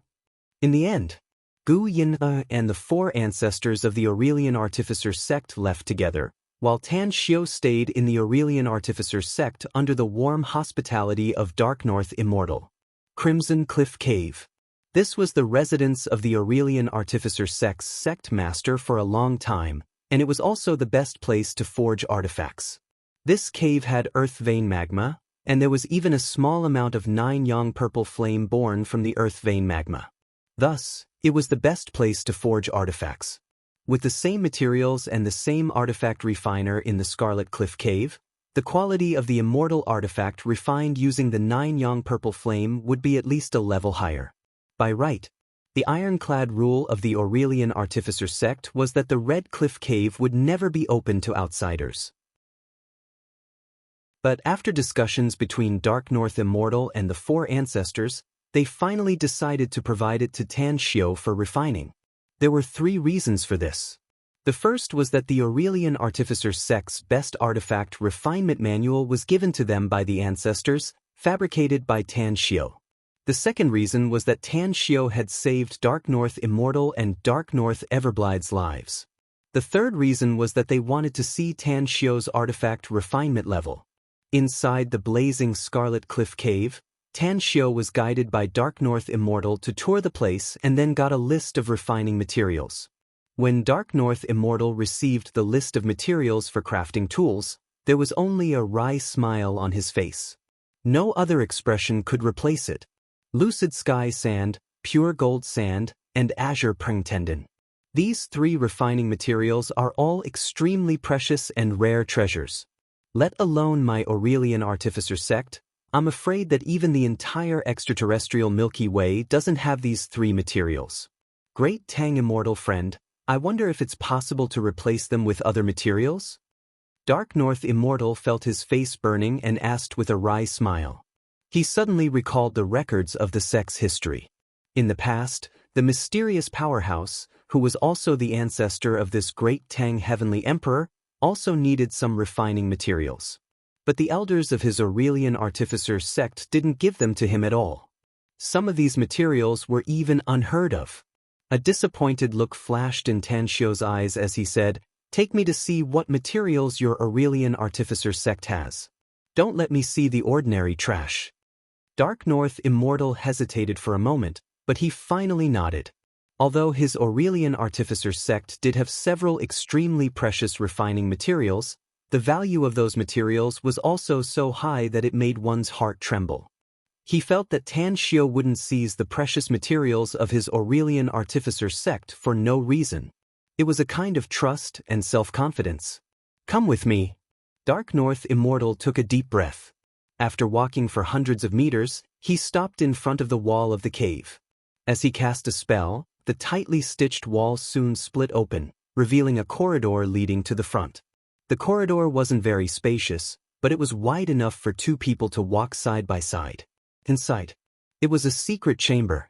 When Tan Xiu appeared at the door of the secret chamber, his eyes swept over the dozen transparent light shields. A surprised look immediately appeared on his handsome face. Eventually, his eyes fell on a football-sized ore in the corner of the room. The ore exuded a yellow radiance and he couldn't move his eyes away anymore. Earth core. Tan Xiu's footsteps involuntarily moved toward it. When he stood in front of the light shield, he murmured. Dark North Immortal looked puzzled. He looked at Tan Xiu and asked, "Do you know what this material is, Great Tang Immortal friend?" Tan Xiu turned his head with difficulty and looked at the confused Dark North Immortal. Then he asked incredulously, "You don't know what this material is?" "No, I don't." Dark North Immortal shook his head and forced a smile. "Not only me, but the 4 ancestors of my sect also don't know about it. To be honest, this thing has a very strong compatibility. Even if 2 materials of the cold attribute and the yang attribute are put together to refine artifacts, it will still have excellent compatibility and harmonization. Therefore, we concluded that this is a very precious ore, so we put it here as a treasure." Tan Xiu felt helpless inwardly. In the eyes of the Aurelian Artificer sect, This kind of supreme treasure could only play a role of compatibility and harmonization. It was simply a reckless waste of God's gift. It was the Earth core. Only a planet with an abnormally rich Earth attribute would undergo the baptism of hundreds of millions of years and eventually form its origin essence. Once the Earth core was formed, there would definitely be immortals on that planet who would break through and become gods. In other words, it was the companion of gods. This thing, once it appeared in the eyes of the immortals who knew about it, it was bound to set off a bloody storm in the immortal world. Even terrifying supremes would participate in the crazy scramble for it. If Tan Xiu had such a big piece of the Earth core in the past, he wouldn't have fallen even if he was ambushed by those supremes. Perhaps he could even get a chance to turn the situation around. Great Tang immortal friend, you haven't told me yet. What exactly is this thing? Asked Dark North Immortal curiously. Tan Xiu took a deep breath and solemnly said, "This thing is an excellent treasure. Even some terrifying bigwigs want to have it. Dark North Immortal, I hope you can sell it to me if possible." Dark North Immortal looked embarrassed and forced a smile. Great Tang Immortal friend, our sect doesn't have many precious materials. Besides, we also need this thing to refine some immortal artifacts, else we won't be able to refine them. You're making things difficult for me. Tan Xiu gave it a thought and said, "Everything has a price. It's just a matter of how much it's worth. I don't want to hide it from you. This thing is very precious, but it's a complete waste in your hands. So, you might as well sell it to me. I'm willing to pay a high price for it." A high price? Dark North Immortal forced a smile. You don't seem to have any immortal stones or crystals, do you? Do you want to barter it with something else? Tan Xiu was silent for a moment. Then he quickly took out an interspatial ring and said, "There are 500,000 immortal crystals in this ring. It's the most wealth I can take out now. If you think it's not enough, I still have 20 million immortal stones, which should be worth 200,000 immortal crystals. This wealth should be enough to buy it." A shocked look appeared on Dark North Immortal's face. He stared blankly at Tan Xiu and incredulously said, "What the hell have you been doing these past few months? How can you take out so many immortal stones and crystals? Don't tell me you looted the treasure vault of a super sect?"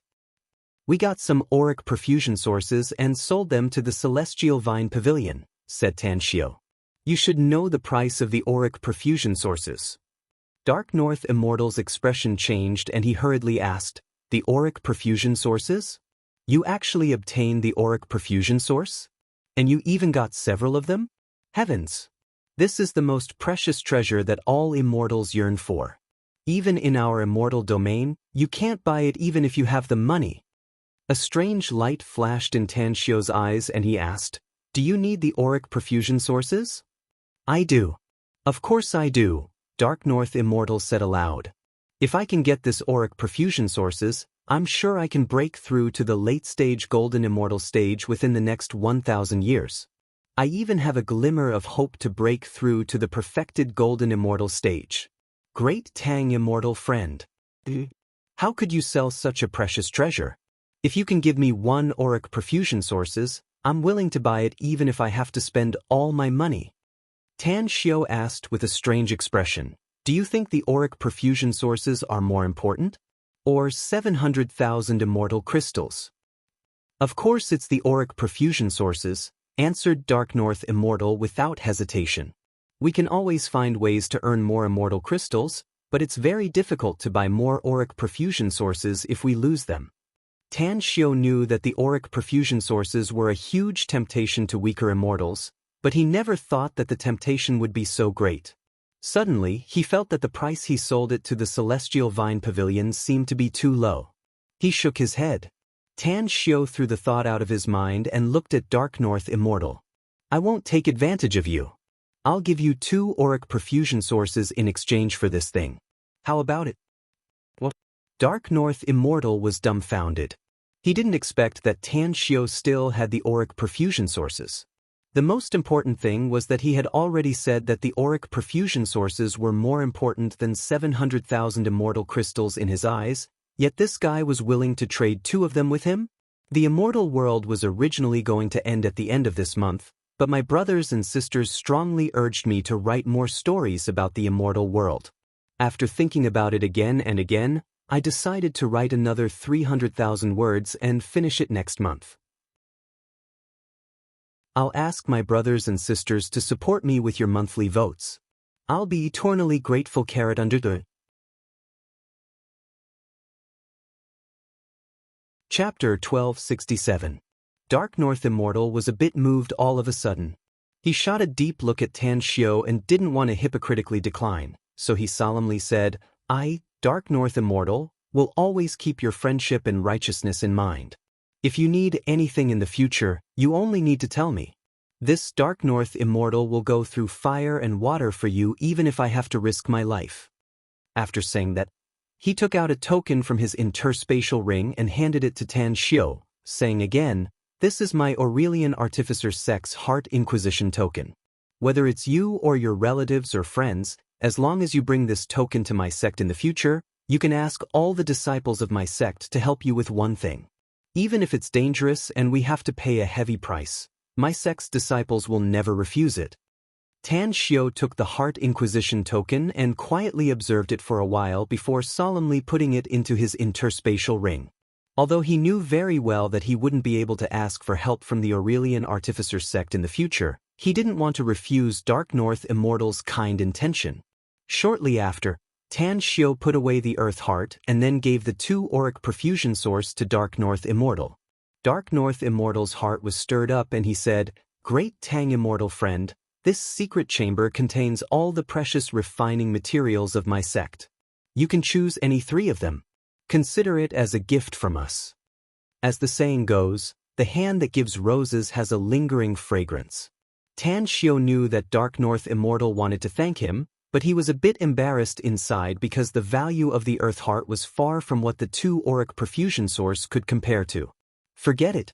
I owe the Aurelian Artificer sect a favor. If the sect needs anything in the future, I'll fulfill their wish. Tan Shio took a deep breath and observed the dozens of materials again. Finally, he chose 3 of them and then left the secret chamber with Dark North Immortal and went to the Scarlet Cliff cave outside. Great Tang Immortal friend, do you want to use my usual refining furnace? Asked Dark North Immortal. Or your own crafting furnace? Asked Dark North Immortal. Tan Shio said, I'll use my own. Dark North Immortal nodded in response and cast a few immortal seals to store the crafting furnace inside the Scarlet Cliff cavern into his interspatial ring. Then he said, Great Tang Immortal friend, if my Aurelian Artificer sect has the materials you want to refine, feel free to send someone to get them for you. I need to go into seclusion. When the Celestial Sword, Battle Robe, and the other weapons are finished, I will come out of seclusion to meet you. All right. Tan Shio nodded. He wanted to forge the Rainbow Cloud Robe. Even though the crafting school didn't have enough precious materials, he decided to go to the nearest city to buy them. He was confident that he could refine 20 Rainbow Cloud's robes during his time in the Aurelian Artificer sect. After a while, Tan Shio listed out the supplementary materials he needed to refine the Rainbow Cloud clothes, and then he left the Crimson Cliff Cave. He just arrived outside the cave when he saw a tall and sturdy female warrior looking down at him with a bashful smile. These are the materials I need. I have both types and quantities. It's best to prepare them for me within 3 days. Your sect leader is already in seclusion and shouldn't be coming out anytime soon. If your Aurelian Artificer sect has anything to do, wait for your 4 clan elders to come back and let them take charge. Tan Shio passed the list to the other party and left without looking back. Being looked down upon by a female giant, he didn't feel good. But his height was a problem. Unless he used his celestial power to change his bones and increase his height, otherwise, he wouldn't be able to compete with this female giant who was at least 2.5 meters tall. Immortal Seeking City. After Tan Shio arrived here alone, he blended into the crowd on the wide street. With his experience, it was a piece of cake for him to mingle around in this kind of cultivation city. However, he was here to buy materials and didn't want to cause trouble. So, he quickly found a young man with a protruding mouth and monkey cheeks at the entrance of an alley, but his eyes were lively and he looked very shrewd. "Master, what can I do for you?" The young man looked at Tan Xiao a few times and concluded that the young man in front of him was definitely a big fat sheep. Therefore, he approached him and asked with a smile. "Are you very familiar with Immortal Seeking City?" asked Tan Xiao indifferently. The young man puffed out his chest and patted his hands as he confidently said, "There's no place in the entire Immortal Seeking City that I, Dragon Broker, am not familiar with. As long as you tell me your needs, master, I guarantee that I can be a perfect guide. I need to buy some materials for refining. Take me there." Tan Xiao said lightly. "Remember, I won't mistreat you if your service can satisfy me." Dragon Broker blinked and immediately said with a smile, "Master, you can go to the Seacom Street Materials store if you want to buy ordinary refining materials. There are 108 material stores there with all kinds of refining materials. Of course, if your luck is heaven-defying, you can still find treasures in those low-grade goods. If you want to buy precious materials, you need to go to Fragrant River Road. There are 360 material stores there, and all of them are fine products. You can buy the refining materials you need as long as you have the money." "Go to Fragrant River Road," said Tan Xiao. Dragon Broker squinted his eyes and his smile was wider than before. He nodded and bowed and said, "Master, I can tell that you're not an ordinary person at first glance. Even an immortal can't compare with you. Let's go." Among the 360 material stores, the top ones are Golden Hall and Immortal Material Store. However, Golden Hall does business with immortals. Even if ordinary people enter, they can only look at it. As for the Immortal Material Store, although its name is awesome, there's no limit to the number of customers. "Let's go to Golden Hall," said Tan Xiao. Dragon Broker's skinny body suddenly trembled. He looked at Tan Xiao in amazement and hurriedly said respectfully, "Yes, yes, yes. I'll take you to Golden Hall right away. Master, since you're a high and mighty immortal, you must remember one thing. There's no bargaining in Golden Hall. All the refining materials are priced at the same price. Once you open your mouth to negotiate the price, you'll be left out in the cold." Tan Xiao nodded slightly. Under the guidance of Dragon Broker, it took them half a day to arrive at Golden Hall. It was a large classical pavilion with a height of 100 meters and an area of several kilometers. It was richly ornamented and magnificent. Just by standing outside, it was not difficult to see that this material store was of a high grade. "Welcome, honorable guest." A young man dressed like a manservant in a black battle robe greeted him with a smile. His sharp eyes merely swept over Dragon Broker and didn't look at him again. "I need to buy several refining materials. This is the name and quantity of the materials I need," said Tan Xiao indifferently. "If you have them, we can trade immediately." The manservant took the list and glanced at it a few times. He suddenly looked surprised and said, "We do have Skynet sand and pure gold tendon, but the price is very expensive. As for the dark rock tendon, we don't have it in our store because such a treasure will be crazily snatched once it is placed in the store." "Where can I get this material?" asked Tan Xiao with a nod. "I don't know the specifics because our Golden Hall has never sold this material." The manservant shook his head. "However, there is a material in our store that is similar to the dark rock tendon. It's even a bit better." "What kind of material is it?" asked Tan Xiao in surprise. "The dragon snake tendon," answered the manservant. Tan Xiao immediately looked satisfied and nodded. "The dragon snake tendon is indeed better than the dark rock tendon, and it has the same effect in refining weapons. Then I'll buy it. What's the total value of these materials and quantity I want?" "Senior, will you pay with immortal stones?" asked the manservant. "Or immortal crystals?" "Give me immortal crystals," answered Tan Xiao. The manservant nodded and quickly cast a spell to pass the message. A few minutes later, 3 ordinary immortals arrived with 3 kinds of materials. These 3 materials are all top grade, with a total value of 560,000 immortal crystals, said the burly man in the lead. Tan Xiao checked the 3 materials. After confirming that there were no errors, he took the immortal crystals from his interspatial ring and put them into another empty interspatial ring. Then, he handed them to the man and said, 560,000 immortal crystals. The burly man smiled after checking them and said, "Welcome back, honored guest." Tan Xiao put away the 3 materials and didn't stay here for a long time. Although he still wanted to buy a lot of refining materials, he still had 240,000 immortal crystals left. He needed to pay for the teleportation array and leave some for the soldiers of the Great Tang Empire. He went out of the door. Tan Xiao took out an immortal crystal and threw it to Dragon Broker. "Is there any other interesting place in Immortal Seek City?" Dragon Broker looked excited. He was just a nobody who hadn't even reached the nascent soul stage. Usually, he could only get a few immortal stones even if he was a guide. This was the first time he got an immortal crystal as a reward. One must know that an immortal crystal was equivalent to 100 immortal stones, yet Tan Xiao gave him 200 immortal stones in one go. How rich and overbearing! After Dragon Broker labeled Tan Xiao, a smile bloomed on his monkey-like face and he said flatteringly, "Yes, yes, yes. There are too many interesting places in Immortal Seek City. But what kind of interesting place do you want to go, sir?" Tan Xiao thought for a while and asked, "Is there any convict arena in this Immortal Seek City?" The convict arena? Dragon Broker couldn't help but shudder. He hesitated for a while and then said with a wry smile, "Yes, but that place is too bloody. What kind of place do you want to go, sir?" Tan Xiao nodded and said, "That's right. I'm lacking some attendance recently, so I'm going to buy some. Let's go. You'll get more benefits later as long as the place you take me to satisfies me." Upon hearing this, Dragon Broker's spirit was shaken and he hurriedly said, "Please come with me, sir.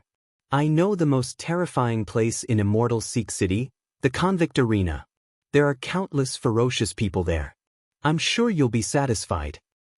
"Are there immortals there?" asked Tan Xiao. "You can even have golden immortal gladiators there as long as you have the money," answered Dragon Broker. Tan Xiao's eyes lit up and he immediately said with satisfaction, "Let's go. I have other things to do later, so I don't have much time." Chapter 1268. Generally, every large city in the immortal world had a convict arena. It was similar to the gladiator arenas on Earth, full of cruelty and blood. Every deathmatch gladiator was a slave whose fate was in the hands of others. They only had 2 ways to survive. The first was to kill their opponents in the convict arena, and the second was to be fancied by a rich man and be bought. Immortal Seek City. This city could only be regarded as a medium-sized city in the immortal world, but it had a convict arena due to its geographical location. After all, this immortal domain was much more barren than the other prosperous immortal domains, hence the number of desperados here. "Master, it's just ahead." Dragon Broker nodded and bowed as he followed Tan Xiao. After half a day's journey, they arrived outside a pitch-black, 1,000-meter-high black castle. Even with Tan Xiao's terrifying eyesight, he found that he couldn't see the end of this castle. "The scale of this place doesn't seem small, no?" asked Tan Xiao. "You're right." Dragon Broker said, "This lowly one may not have been to other cities, but I've heard a lot about it. Rumor has it that the scale of the convict arena in those large cities is not as big as the Immortal Seek City. Hence, many gamblers from other immortal domains come here to gamble. You seem to know the convict arena very well. Do you often go there to play?" Tan Xiao lightly smiled. "This lowly one is poor and destitute. It's not easy for me to barely make a living, so where would I find the spare money to play? It's just that a lot of outsiders come here to gamble and still need us as guides. I've accompanied a lot of gamblers to this place and I've seen some people suddenly become rich, but I've also seen more people lose money and become penniless." So what?" asked Tan Xiao with a playful smile. "So I don't dare to go there," said Dragon Broker bitterly. "Every investor that comes to me, I've always cautiously advised them not to gamble there." Tan Xiao patted his shoulder and gave him a pill. Then he lightly smiled and said, "You're not bad. At least you don't have a bad heart. Let's go. It's been a long time since I went to the convict arena to play. Let's go gamble a few rounds today and try to win the money to buy the deathmatch." Dragon Broker stared blankly at the pill in his hand, a warm feeling surging in his heart. His expression was very complicated because he had served tens of thousands of potential customers, but he had never met such a generous customer. "Sir, how should I address you?" "You can call me Lord Great Tang," said Tan Xiao calmly. "I'm not qualified to advise you, Sir Great Tang." Dragon Broker heavily nodded and said, "But for the sake of this pill, I hope you won't play too big. There are countless immortals who have lost miserably in the convict arena." "I understand. A little gambling is fun." Tan Xiao nodded calmly. His eyes swept across the dozens of burly men guarding outside the 100-meter-high gate. To his surprise, the leader of these men was a golden immortal expert. "Welcome. Would you like to rent a chariot?" A dragon lady with a horn on her head asked with a smile as she swayed her slender waist. "How much does it cost?" asked Tan Xiao. "An ordinary chariot costs 10 immortal stones, while a high-end chariot costs 100 immortal stones," said the dragon lady. "Each chariot can be used indefinitely, so it won't be a problem even if the two of you want to stay inside for thousands of years." Tan Xiao took out 100 immortal stones and handed them to her, saying, "How about a high-end chariot?" Having said that, he then turned to look at Dragon Broker and asked, "You control it?" "Understood." Dragon Broker looked a bit surprised. He liked to control chariots very much and had done it countless times in the past. He felt that it was much more enjoyable than riding a flying sword. As the two of them picked a boat-shaped chariot, Tan Xiao boarded it and saw Dragon Broker skillfully controlling it as they flew inside. The inside space was filled with open stalls on both sides of the straight road. Each of the stalls sold weapons, pills, talismans, and so on. As long as it was a common item in the immortal world, everything was available. Tan Xiao had been to this kind of place countless times, so he naturally knew that the items sold in these stalls were almost all aimed at cultivators. Generally speaking, powerhouses who had broken through to the immortal stage would never buy things from such low-grade stalls. However, the immortals were too lazy to look at things, yet he was in great need of them.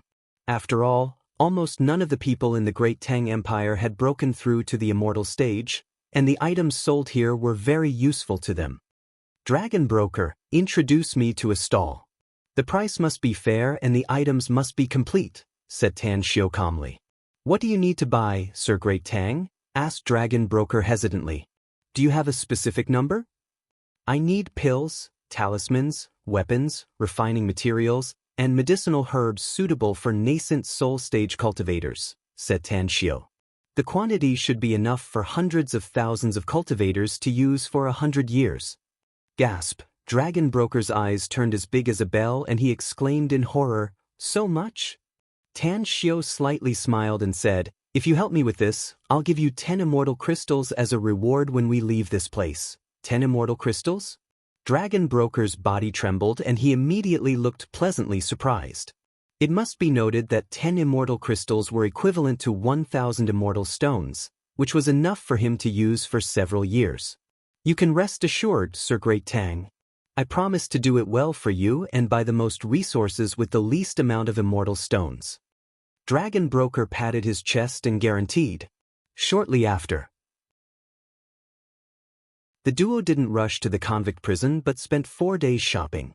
When Tan Xiao had spent 20 million immortal stones, the cultivation resources that were enough for more than 200,000 people in the Great Tang Empire to use for 100 years had all been prepared. Dragon Broker had never been as excited as he was in the past 4 days. The feeling of spending money like flowing water made his blood boil all the time. He looked at Tan Xiao as though he was a god. Huff! When the duo came out of a stall, Dragon Broker heaved a sigh of relief and wiped the sweat on his forehead. Then, he respectfully said, "Sir Great Tang, are we going to the convict prison next?" "Take me to the highest level convict prison," said Tan Xiao. "If you want to enter the highest level convict prison, you need to prove the wealth of the gamblers," said Dragon Broker. "The minimum guarantee is 10,000 immortal crystals." Tan Xiao nodded and said, "There's no limit to this threshold for us. Let's go." Understood. Dragon Broker had seen Tan Xiao's spending in the past few days and naturally knew that Tan Xiao had a lot of immortal stones and crystals. Therefore, after taking them to the deepest part of the convict prison, he said to the guard outside, "You too, we know the rules." Tan Xiu handed over an interspatial ring. After the guard verified it, he respectfully invited the duo inside. The convict prison. It was an independent space that covered an area of hundreds of kilometers and had a height of nearly 1,000 meters. It was like the arena on Earth, surrounded by spectator seats that could accommodate hundreds of thousands of people. The center of the space was a 200-kilometer range where the deathmatch gladiators participated in the fight. At this moment, there were already thousands of gamblers in the spectator seats. All of them had ferocious expressions as they stared at the two people fighting in the ring. They were not pure humans, nor were they pure immortals. One of them was a leopard-headed expert with an Earth immortal stage cultivation. His naked upper body was wrapped with fine iron chains, and he wielded an immortal long saber that transformed into layers of saber shadows. The other one was a winged man with a human appearance but 2 pairs of wings. His wings flapped and a flaming saber shadow suddenly bombarded each other. Tan Xiu casually found a place to sit down and calmly watch the fight between the 2 Earth immortals. With his vision, he could easily tell that the leopard-headed Earth immortal with fine iron chains had fallen into a disadvantageous position. It wouldn't take long for him to be killed by his opponent. Dragon Broker didn't accompany Tan Xiu to sit down and instead slipped away to the nearby area. There was a row of iron cages on the north side, each with an immortal stage powerhouse inside. Outside the iron cages were clearly marked prices, along with the cultivation information of these deathmatch gladiators, as well as the introduction of their fighting records. Shortly after, as the leopard-headed Earth Immortal was killed, Dragon Broker slipped back from the distance and stopped next to Tan Xiu. Then he whispered, "Sir Great Tang, I just heard that there will be 4 high-level fights 3 days later. There will be a total of 8 golden immortal deathmatch gladiators. Only 4 of them will win and the other 4 will be killed in the convict prison's cage. At that time, more than a dozen immortal domains will come to participate in the big gamble."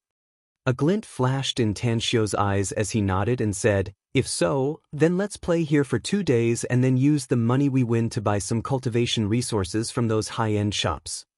"Sir Great Tang, can you guarantee that you'll win?" asked Dragon Broker hurriedly. "There's a local saying that goes, 'Don't take up porcelain work if you don't have a diamond or diamond.'" Tan Xiu nodded. "I wouldn't have come here if I didn't have self-confidence. Of course, you can also think that I'm arrogant. But since I've already made up my mind, let's have some fun." Saying, he handed an interspatial ring to Dragon Broker and lightly said, "There's a total of 100,000 immortal crystals inside. Help me place the bet later." T100,000 immortal crystals? Dragon Broker shivered and said with a bit of fear, "Sir Great Tang, don't you think you're playing too much? There are so many immortal crystals, just in case." "You don't need to question my decision," said Tan Xiu lightly. "You just need to obey me absolutely. If you're not up to the task of accompanying me, I can replace you." Yes. "I'll listen to you." Dragon Broker's expression changed and he immediately realized that he talked too much. After receiving the interspatial ring with 100,000 immortal crystals, he stood beside Tan Xiu and waited for the start of the next duel as well as the start of the big gamble.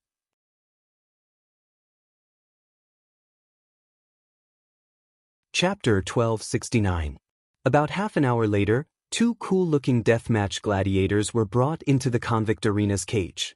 The white-robed handsome golden immortal powerhouse slightly bowed with a smile and said, "I'm the prison convict, and I'm the 8th match today.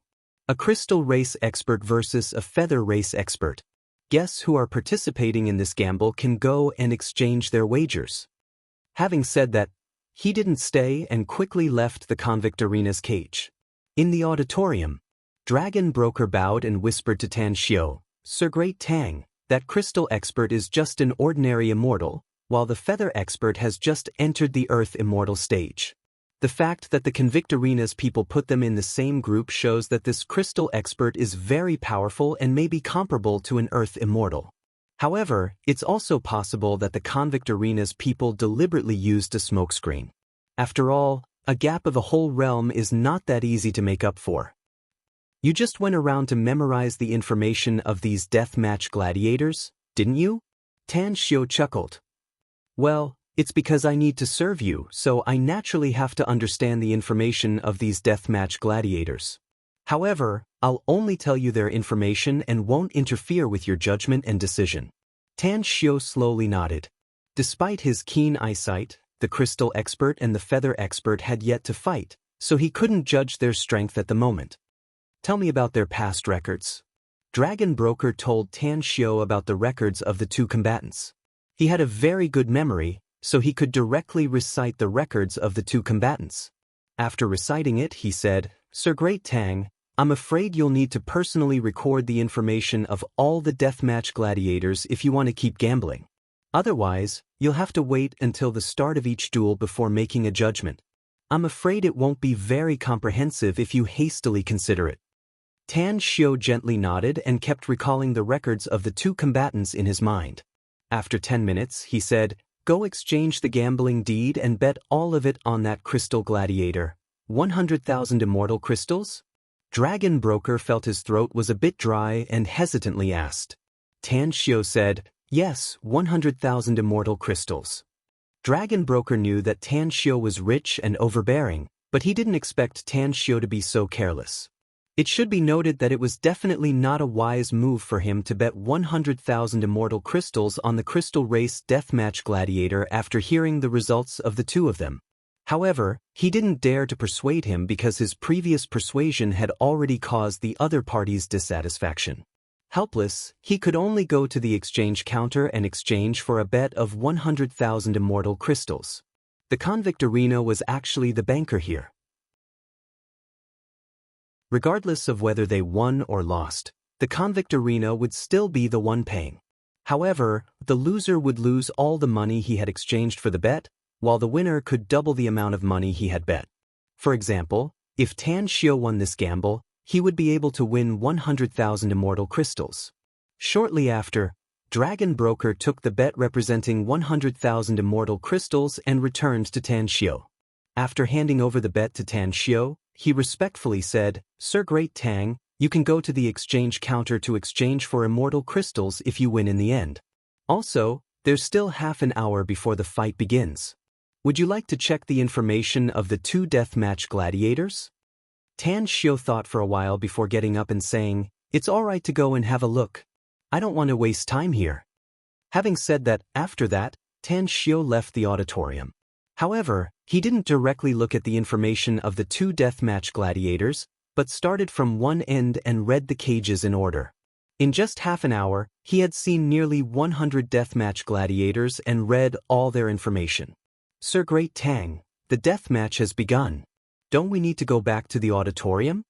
Dragon Broker really couldn't figure out Tan Xiu's thoughts. After hesitating for a while, he lowered his voice and asked, Let's go to the auditorium and enjoy the fight after reading the information of all the deathmatch gladiators, said Tan Xiu lightly. You can go back to the auditorium and watch the fight yourself if you feel bored accompanying me. Dragon Broker thought for a while and finally said honestly, I'd better accompany you, Sir Great Tang. I can also run some errands for you if you encounter a deathmatch gladiator you like and want to buy one. Alright. Tan Xiu replied casually and continued to walk forward. There were more than 200 deathmatch gladiators in this prison cage. When Tan Xiu saw 140 of them, the fight between the Crystal Race and the Feather Race came to an end, and the final winner was the Crystal Race's deathmatch gladiators. He won. Dragon Broker was so excited that his body trembled a bit. Although he wasn't the one who participated in the gamble, Tan Xiu easily won 100,000 immortal crystals, which was an eye-opener for him. Perhaps the more immortal crystals Tan Xiu won, the more rewards he would get in the end. Tan Xiu seemed not to have heard Dragon Broker's words. At this moment, he was standing in front of a huge iron cage, looking at a thin and blood-stained Catwoman inside. Her appearance was very beautiful. Other than a few shallow horizontal lines on her cheeks, she only had a short tail, which had obviously been chopped off by someone. Other than that, there was no difference between her and a human. Whenever Tan Xiu approached the other deathmatch gladiators, They would always see Tan Xiao with a ferocious expression or a malicious look in their eyes. But this Catwoman didn't. Her eyes were full of numbness, without the slightest luster. Her expression was dull, and she was indifferent even though she realized that someone was looking at her outside. Déjà vu. Tan Xiao's brows were deeply furrowed and a thoughtful look flashed in his eyes. The first time he saw this Catwoman, he felt that she was familiar, as if he had seen her somewhere before. But when he searched his memory, he really couldn't remember. "Little kitty, stand up and turn around a few times," Tan Xiao suddenly said. The Catwoman's dull eyes suddenly focused. When she turned her head and saw Tan Xiao, she was slightly startled. Then, she blinked her blue eyes and suddenly sprinted toward Tan Xiao like a bolt of lightning. It wasn't until her hands grabbed the iron cage that she stared at Tan Xiao and sniffed with her nose. Half a quarter of an hour. Her pupils suddenly shrank. The moment she let go of the iron cage, she staggered backward and then slumped to the ground. It must be noted that she was a celestial immortal expert, but because of the shock, she lost control of her mind and sat there paralyzed. Her voice was a bit hoarse, as if her throat had been seriously damaged. But she only uttered a word and swallowed the rest of her words back into her stomach. Crystal clear tears covered her shocked eyes. Under Tan Xiao's gaze, she slowly lay down sideways. As big drops of tears fell, her blood-stained fingers gently curled up and made a scratching gesture. "Chinchilla?" Tan Xiao's body trembled and disbelief filled his eyes. He stared blankly at the Catwoman who repeatedly made the same gesture, and his heart fiercely twitched a few times. "Show me your lower abdomen." Tan Xiao took a deep breath and shouted in a deep voice. The Catwoman slowly crawled up and gently lifted her ragged clothes.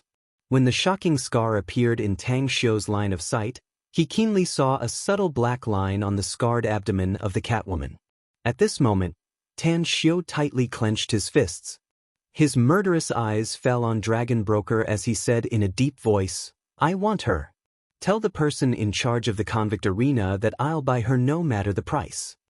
Dragon Broker didn't notice the strange look between Tan Xiao and the Catwoman just now. He was still immersed in the joy of Tan Xiao's winning 100,000 immortal crystals. Upon hearing Tan Xiao's words, he observed the Catwoman a few times before replying and dashing toward the exchange counter. Half a quarter of an hour. Dragon Broker arrived with an old man with a goatee and a gray Taoist robe. "Fellow immortal, are you the one who wants to buy this gladiator?" The old man had a benevolent smile on his face. He stroked his goatee as he spoke. "Is it the price above?" asked Tan Xiao. "That's right. You can buy this gladiator for 420,000 immortal crystals," said the old man with a smile. Tan Xiao handed him the gambling contract and then took out 220,000 immortal crystals from his interspatial ring. He put them in another ring and handed them to the old man, saying, 420,000 immortal crystals. "She's mine." The old man let out a faint smile and took out a strange-looking key to unlock the chain on the iron cage. He then handed a jade token to Tan Xiao and said, "This is her natal soul essence. Her life is in your hands from now on." Tan Xiao waved his hand and watched the old man leave. Then, a true fire appeared in his palm and the jade token was instantly burned by him. However, he injected a transparent soul essence into the Catwoman's body. "Sir Great Tang." Dragon Broker looked horrified as though he had just seen the most incredible thing in the world. It must be noted that every gladiator was a ruthless character. Unless they had the natal soul essence in their hands, it would be terrible if they were to kill their master. Tan Xiao took out 20 immortal crystals and handed them to Dragon Broker, saying, "You don't need to stay with me anymore from now on. These immortal crystals are your reward. If I don't take the initiative to find you, you'll disappear from my sight forever." Dragon Broker shuddered inwardly. After hesitating for a while, he took the 20 immortal crystals with a bit of regret and left at an extremely fast speed. Tan Xiao then took out a robe from his interspatial ring and came to the Catwoman. He personally draped it over her and said softly, "You've suffered a lot." Big drops of tears flowed out of the Catwoman's eyes. She shook her head desperately and gently hugged Tan Xiu, not letting go for a long time. After a long while, Tan Xiu gently patted her shoulder and then took out a springtime elixir. He stuffed it into her mouth and said, "Stay with me. I'll take you home after staying here for a few days."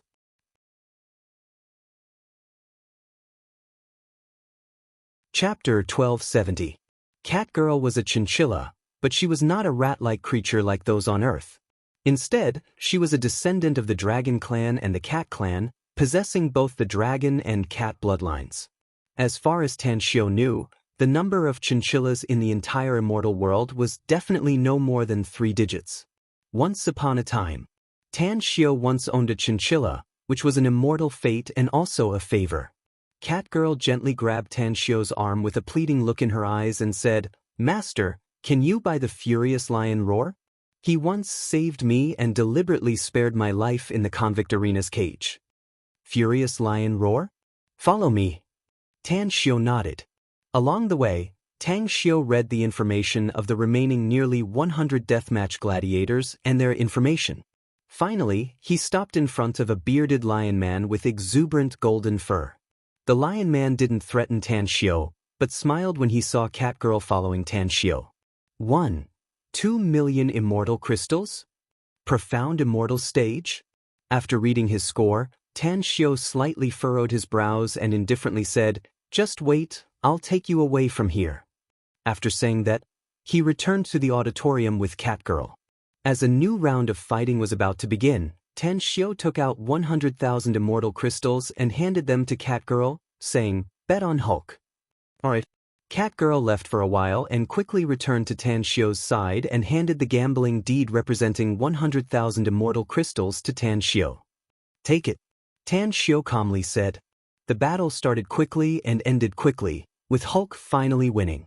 In the next 2 days, Tan Xiu gambled a total of 6 times, and the 100,000 immortal crystals kept doubling. In the end, the number of immortal crystals he had reached 4 million. "It's about time." Tan Xiu took a deep breath and returned to the iron cage where the lion man was. After paying the person in charge of the convict arena 2 million immortal crystals, he bought the lion man. After the old man left, Tan Xiu looked at the lion man again and seriously said, "I'll give you 2 choices now. First, I'll return your life token to you and you can leave. Second, follow me in the future, but you must clearly explain your past, and I will control your life tablet. There are 2 choices, and I need an answer now." The lion man knelt on one knee and said in a deep voice, "I would have died here sooner or later if you hadn't saved me.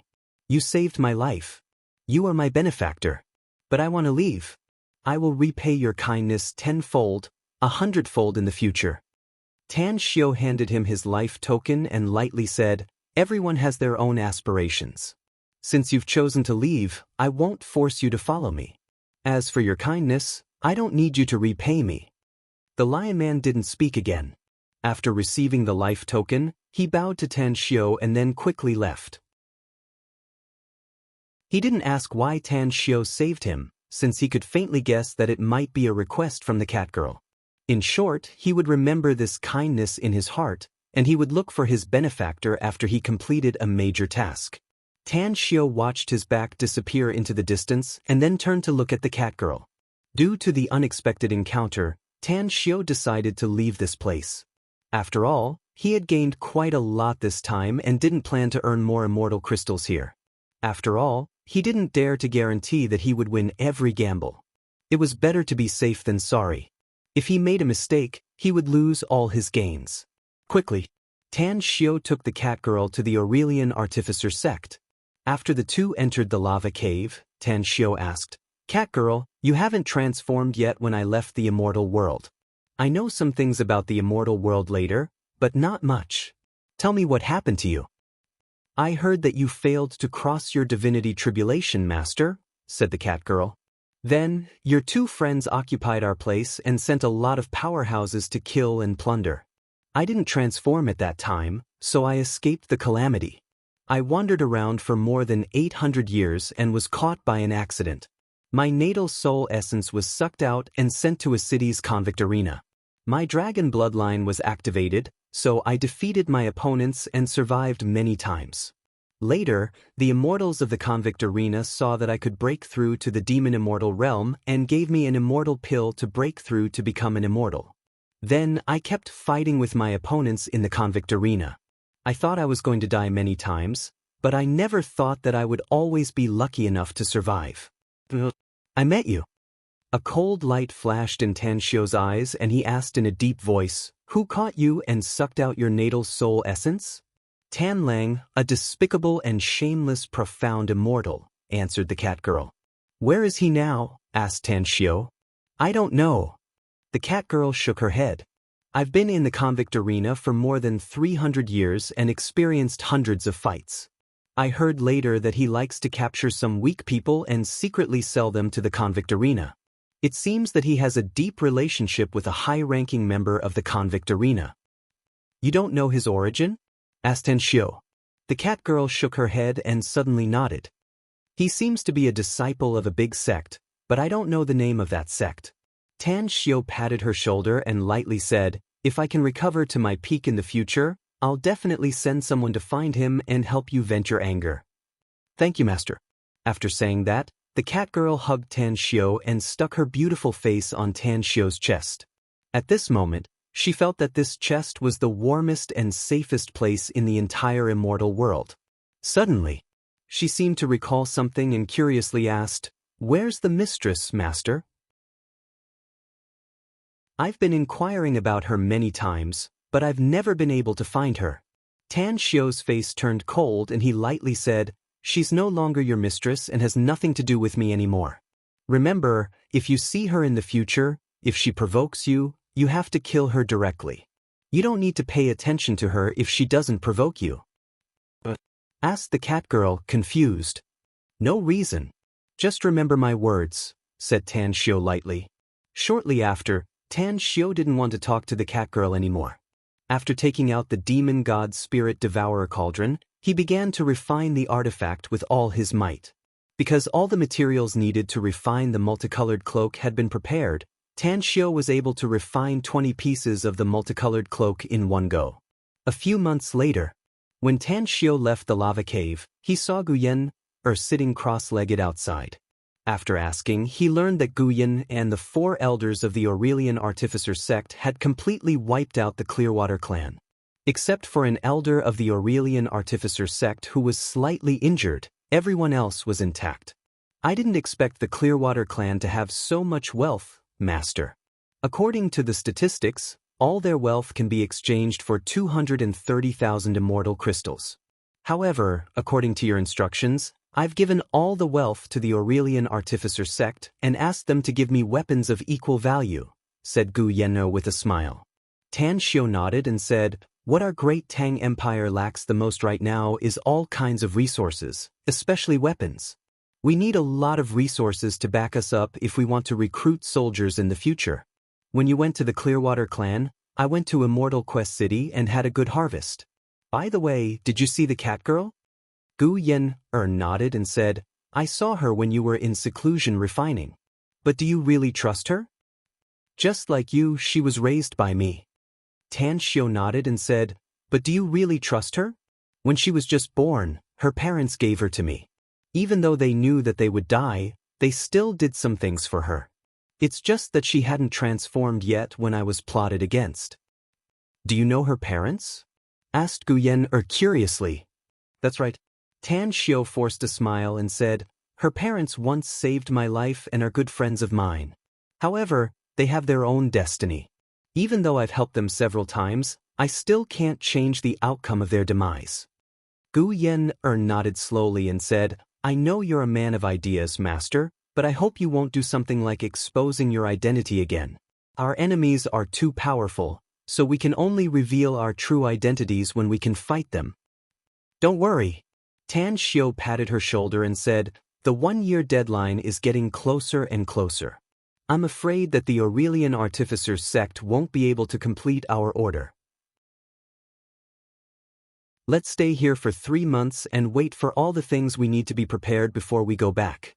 I need the 4 elders of the Aurelian Artificer sect to help me refine an immortal artifact in the coming days." What kind of immortal artifact? Asked Gu Yen curiously. A heavenly abode immortal artifact, answered Tan Xiu. Gu Yen was shaken inwardly and said, a lot of precious materials are needed to refine a heavenly abode immortal artifact, master. Also, the price will be doubled if the internal space is very large. 5 million immortal crystals should be enough, said Tan Xiu.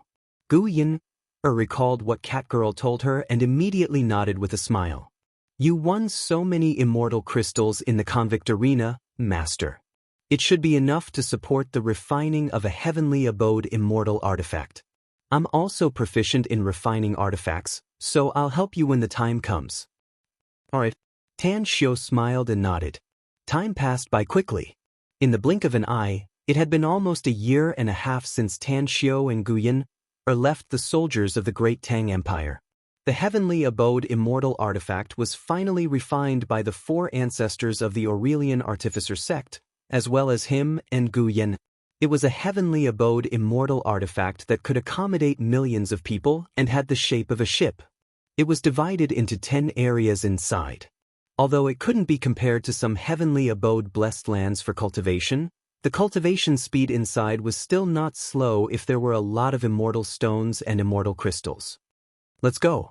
Finally, when the Aurelian Artificer sect had finished refining all the weapons Tan Xiu needed, Tan Xiu bid farewell to Dark North Immortal and the 4 ancestors of the Aurelian Artificer sect.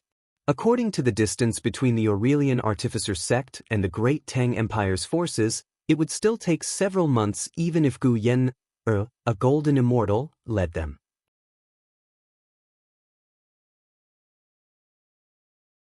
Chapter 1271. Countless living beings and races existed in the vast extraterrestrial river, but there were also countless desolate planets in the vast starry sky. Time didn't have much meaning in the immortal world, because to many formidable immortals, even a single session of closed-door cultivation might take a few years, a few decades, or even a few centuries. It had been a year and a half. When Tan Xiu and Gu Yen appeared on the desolate planet again, they looked at the simple camp and exchanged glances, smiling at the same time.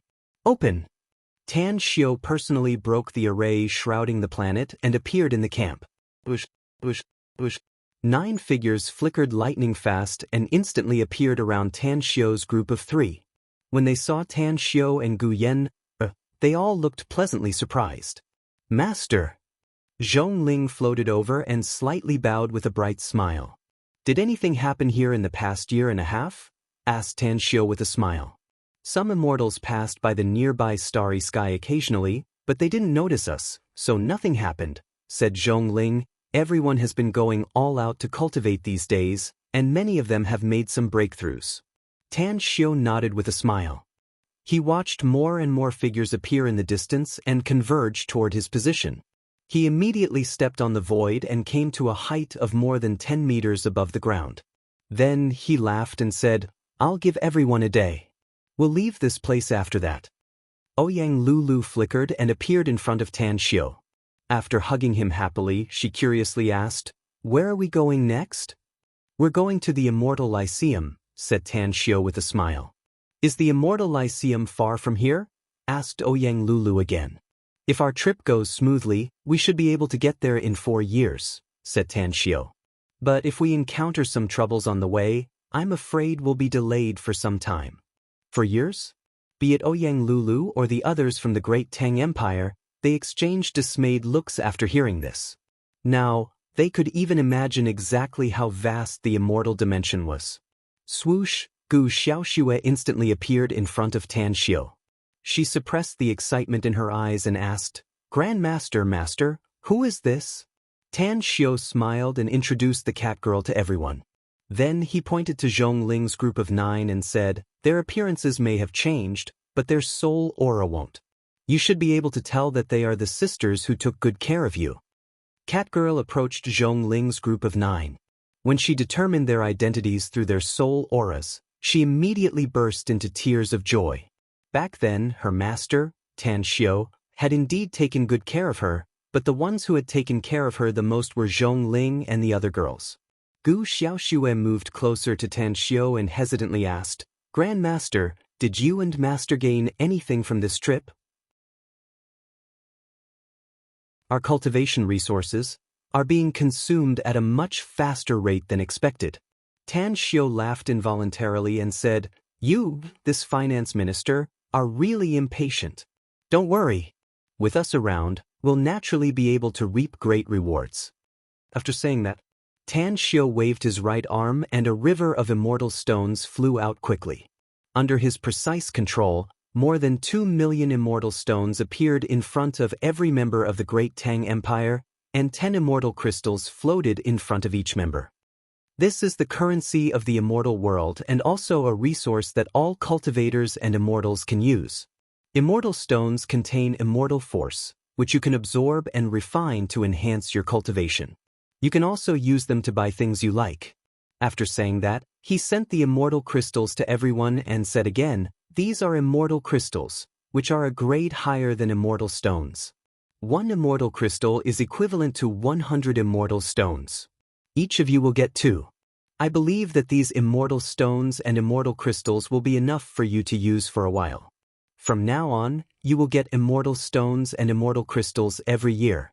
Later, the Ministry of Politics and the Ministry of Finance will cooperate to formulate an annual distribution of immortal stones and immortal crystals. The amount of immortal stones and immortal crystals you receive will vary according to your status. Only by becoming stronger and contributing more to the Great Tang Empire can you receive more and more remuneration in the future." All the members of the Great Tang Empire looked pleasantly surprised. They had already learned some general knowledge about the immortal world when they were on Earth. In the past year and a half, they learned more about the situation of the immortal world from Zhongling's 9 women in addition to their cultivation. Whether it was immortal stones or immortal crystals, they were all treasures to them. Soon after, Tan Xiu took out 3 million immortal crystals and gave them to Gu Xiaoxue. Then, he said, "As the Minister of Finance, you will be in charge of these immortal crystals. If there are any financial problems in the future, remember to ask me for them." Gu Xiaoxue's spiritual sense swept through the interspatial ring. She immediately smiled brightly and nodded. "I'll keep it in mind, Grandmaster." Tan Xiu glanced around with a smile and then asked aloud, "These immortal stones and immortal crystals are just the most basic things. We've been away for a year and a half, and we've brought back even more things." Afterward, Tan Xiu took out more than 200,000 immortal swords and 200,000 sets of combat robes from the interspatial ring. Each of them received an immortal sword and a set of combat robes. Whether it was the immortal sword or the combat robes, they all had the symbol of the Great Tang Empire, the 5-star red flag. Finally, Tan Xiu also handed over other weapons, pills, talismans, array discs, and a large number of other cultivation resources to Gu Xiaoxue. Too much. Gu Xiaoxue used to be in charge of a large number of cultivation resources, but compared to the ones Tan Xiu brought back, it was simply insignificant and not worth mentioning. In particular, the 500,000 interspatial rings had already shocked her to the point that it was difficult for her to recover. A day later, except for Tan Xiu and Gu Yan, everyone else entered the Heavenly Abode artifact and were led by the 2 of them. Since Tan Xiu had been to the outer domain Astral River before and had inquired about some things before, he knew the location of the long-distance spatial teleportation array. 2 months later, when Tan Xiu and Gu Yan landed on the highest peak of a continent, the huge spatial teleportation array appeared in their line of sight. There were also hundreds of cultivators and immortals waiting in the vicinity of the spatial teleportation array. A golden immortal wearing a silver combat robe and boots led a total of 500 immortals to guard the area around the spatial teleportation array. Their expressions were cold and murderous. Anyone who dared to provoke them would be killed by them. Tan Xiu had inquired about the immortal soldiers stationed in this spatial teleportation array. They were from the only empire on this continent, the Iron Horse Empire. They had a strong military force and numerous powerhouses. It was rumored that the emperor of the Iron Horse Empire was a perfected golden immortal. "Pay the fee." The silver-robed general came to Tan Xiu and coldly examined him. Then he said in a deep voice, 1 immortal crystal for each person inside the heavenly abode artifact and 10 immortal crystals for each person outside. Tan Xiao handed over more than 200,000 immortal crystals to the silver-robed general and indifferently said, "I know the rules, but you're not qualified to check. Not a single immortal crystal is missing." The silver-robed general recovered from his shock and frowned. "Please cooperate, fellow immortal." Guyan took a step forward. Her aura flashed and she lightly said, "Are you sure you want to check?" The silver-robed general's breath stagnated and he immediately forced a smile. "We're just following orders, fellow immortal. Since it's inconvenient for you, then forget it." He was not stupid. The other party had too many people, and who knew how many powerhouses were inside the heavenly abode artifact? He didn't dare to take the risk of offending them given their current military strength. If the other party had more terrifying existences and they were angered, they might directly kill them. That would be a loss that outweighed the gains. Furthermore, no matter who these people were, it was a good thing as long as they weren't a threat to the Iron Horse Empire. Activate the spatial teleportation array ahead of time. The silver-robed general turned around and shouted.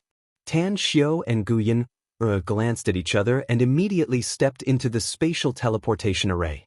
As hundreds of cultivators and immortals entered, the group was immediately teleported away. Ares Immortal Domain. Celestial Water Immortal Domain. Aquamarine Immortal Domain. Senkadori Immortal Domain. After 2 years of traveling and jumping through 5 spatial teleportation arrays, Tan Xiao and Guyan finally appeared in the Scarlet Lotus Immortal Domain with all the members of the Great Tang Empire. "Master, I want to eat the Ice Sea Red Lotus kanji." The moment they stepped out of the spatial teleportation array, Guyan revealed a childish smile and intimately held Tan Xiao's arm. Tan Xiao's memories flowed like water. When Guyan was just a 10-year-old child, Tan Xiao had brought her to the Scarlet Lotus Immortal Domain and ate the Ice Sea Red Lotus kanji in Hessen Castle. Not only did Guyan savor the taste for a long time, but even Tan Xiao couldn't forget the taste of the Ice Sea Red Lotus kanji. That taste was definitely a real delicacy. "Let's go there since you want to eat it," Tan Xiao said with a faint smile. If I remember correctly, the teleportation array connecting the Scarlet Lotus Immortal Domain to the Ivy Immortal Domain isn't too far from the Hessen Castle. Also, we've already consumed a lot of the food we prepared before, so we should buy some supplies. "Maybe we can even make a fortune," Guyan said with a smile. Tan Xiao couldn't help but laugh. He didn't want to rob others' wealth unless it was absolutely necessary. Of course, robbing evil people was also acceptable. "Yen, shouldn't we have some experts to protect us?" "What do you mean, Master?" Guyan was surprised. "The Scarlet Lotus Immortal Domain is very chaotic," Tan Xiao said with a faint smile. "I believe you've seen it when you came with me before. It's not easy to guarantee our safety with our current strength. I think we should buy some deathmatch gladiators." Guyan suddenly understood and nodded. "Buy Golden Immortal Stage deathmatch gladiators if you want to buy them. It won't be a problem to get a lot of immortal crystals with our ability. We can buy hundreds of Golden Immortal Stage deathmatch gladiators to guarantee our safety."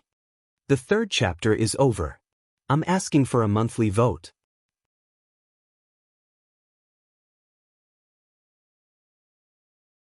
Chapter 1272.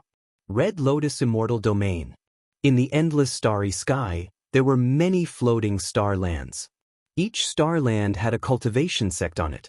Only the larger star lands had the existence of immortal sects and immortal sections. Hessen Castle was the large star land in this immortal domain. The entire land was so large that it would take decades for even a perfected golden immortal to fly from one end to the other. Mungjun City. Hessen Castle was the largest city, located between the 4 largest immortal sects on the entire continent. The most powerful immortal of Hessen Castle, a terrifying expert of Zenith Heaven Golden Immortal Realm, lived in Mungjun City all year round. This huge city was named after the expert of Zenith Heaven Golden Immortal Realm. The bustling street was nearly 100 meters wide and seemed to have no end to it. There were many shops on both sides of the street, and all kinds of buildings towered into the sky. In this ancient city full of vicissitudes, even an immortal would feel insignificant. Stargazing Pavilion. It was the highest grade and oldest restaurant in the entire city.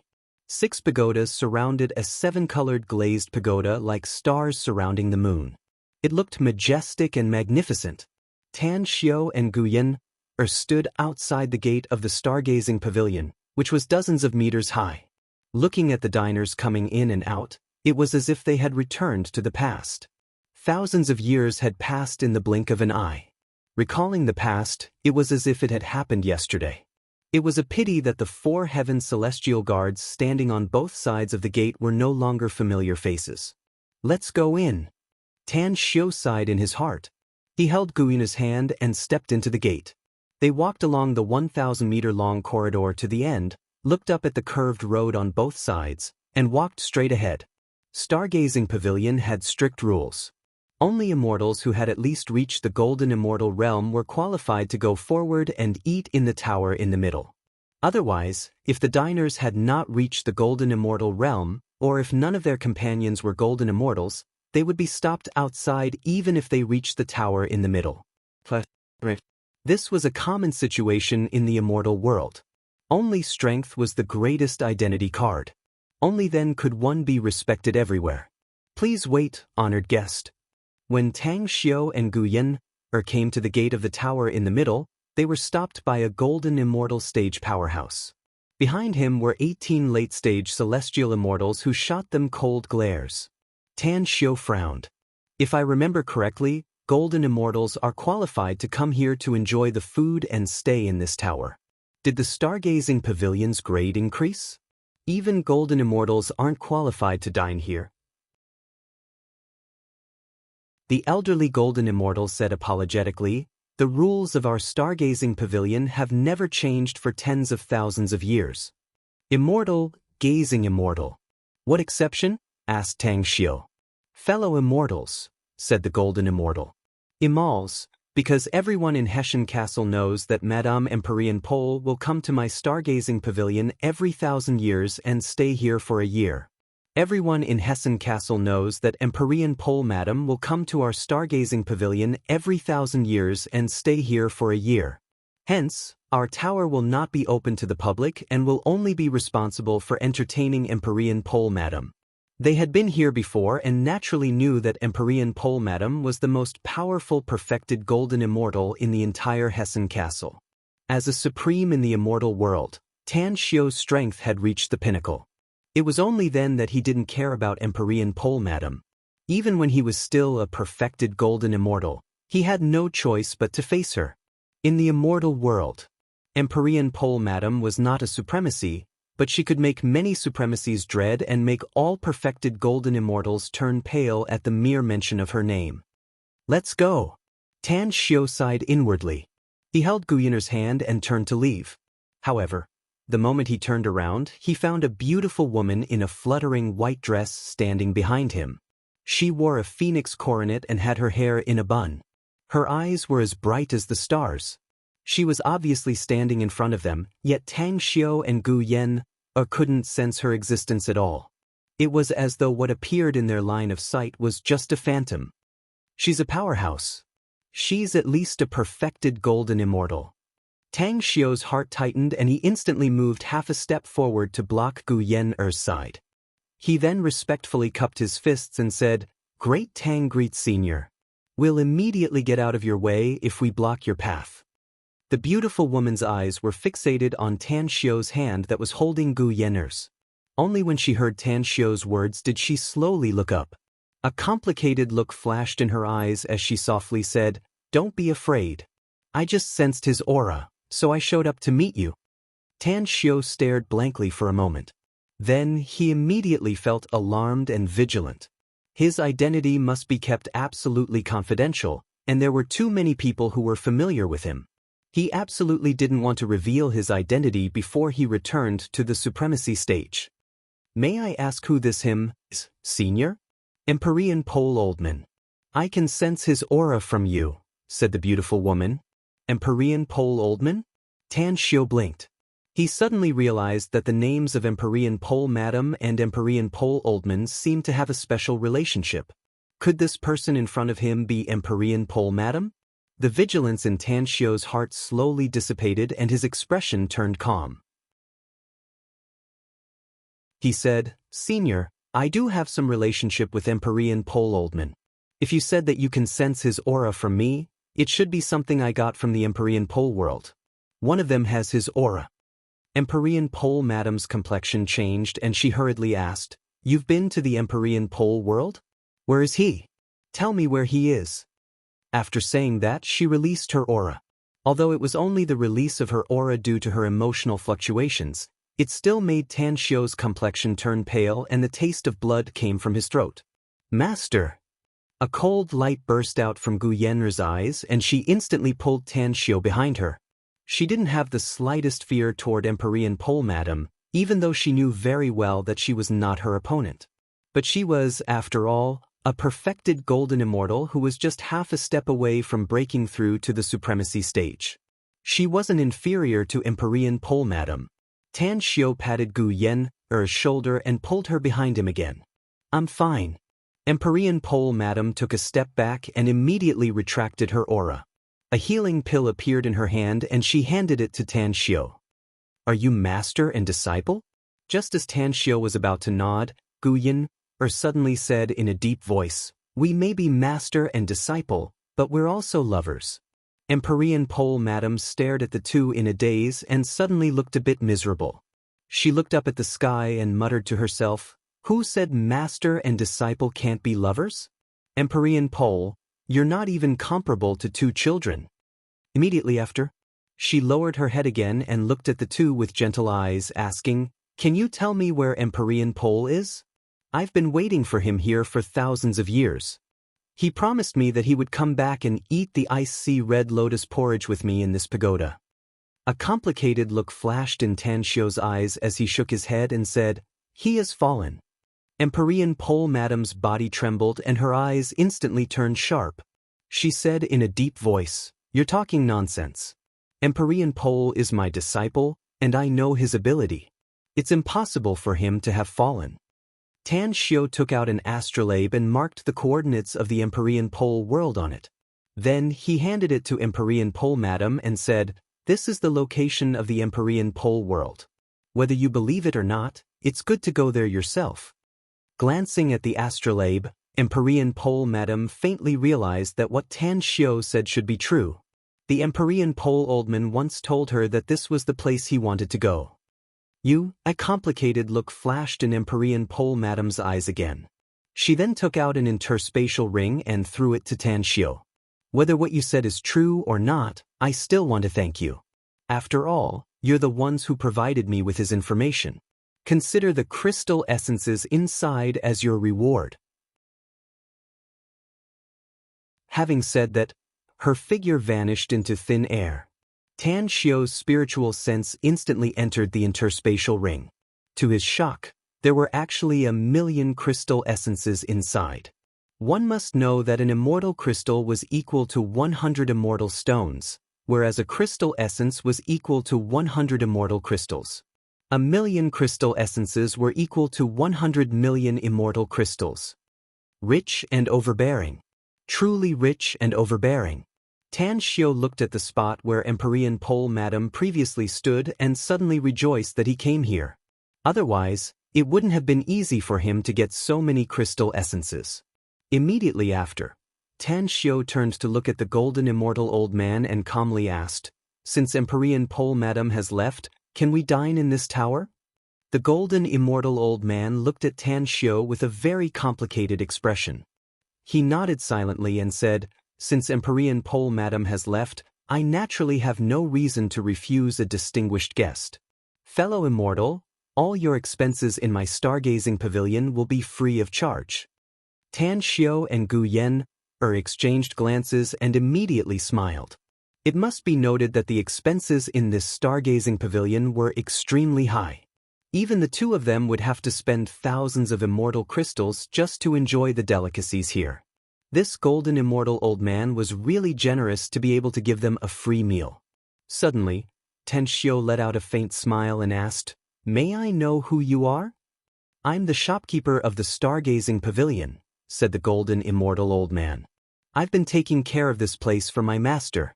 The two of you who helped my master just now are the benefactors of the Stargazing Pavilion. You can ask for anything you want here and all your expenses will be free of charge." "Are you telling the truth?" asked Tan Xiu with a smile. "Absolutely," said the golden immortal old man. A ruminating smile appeared on Tang Xiu's face as he said, "If that's the case, then leave one layer to me. We have quite a lot of people this time, so I'm afraid you'll have to spend some money."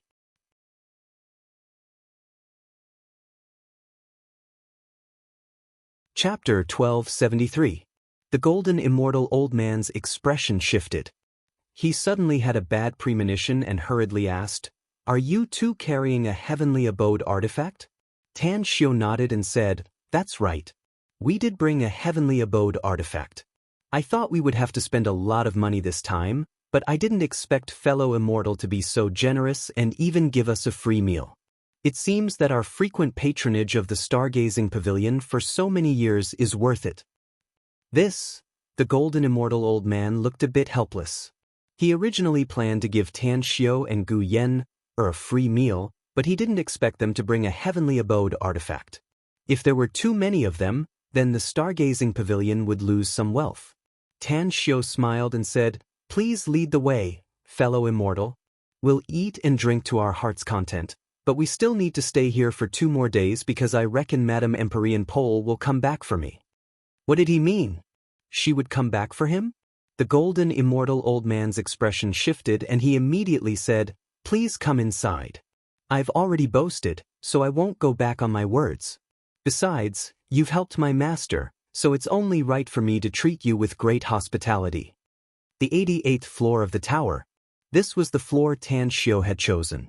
Since this floor could accommodate hundreds of thousands of diners at the same time, Tan Xiu directly brought everyone from the Great Tang Empire out of the heavenly abode artifact. After hearing Tan Xiu's explanation, everyone suddenly understood and immediately looked forward to the delicacies of the immortal world. The golden immortal old man's face almost turned green after seeing more than 200,000 members of the Great Tang Empire. It would have been fine if Tan Xiu and the others were in the other towers.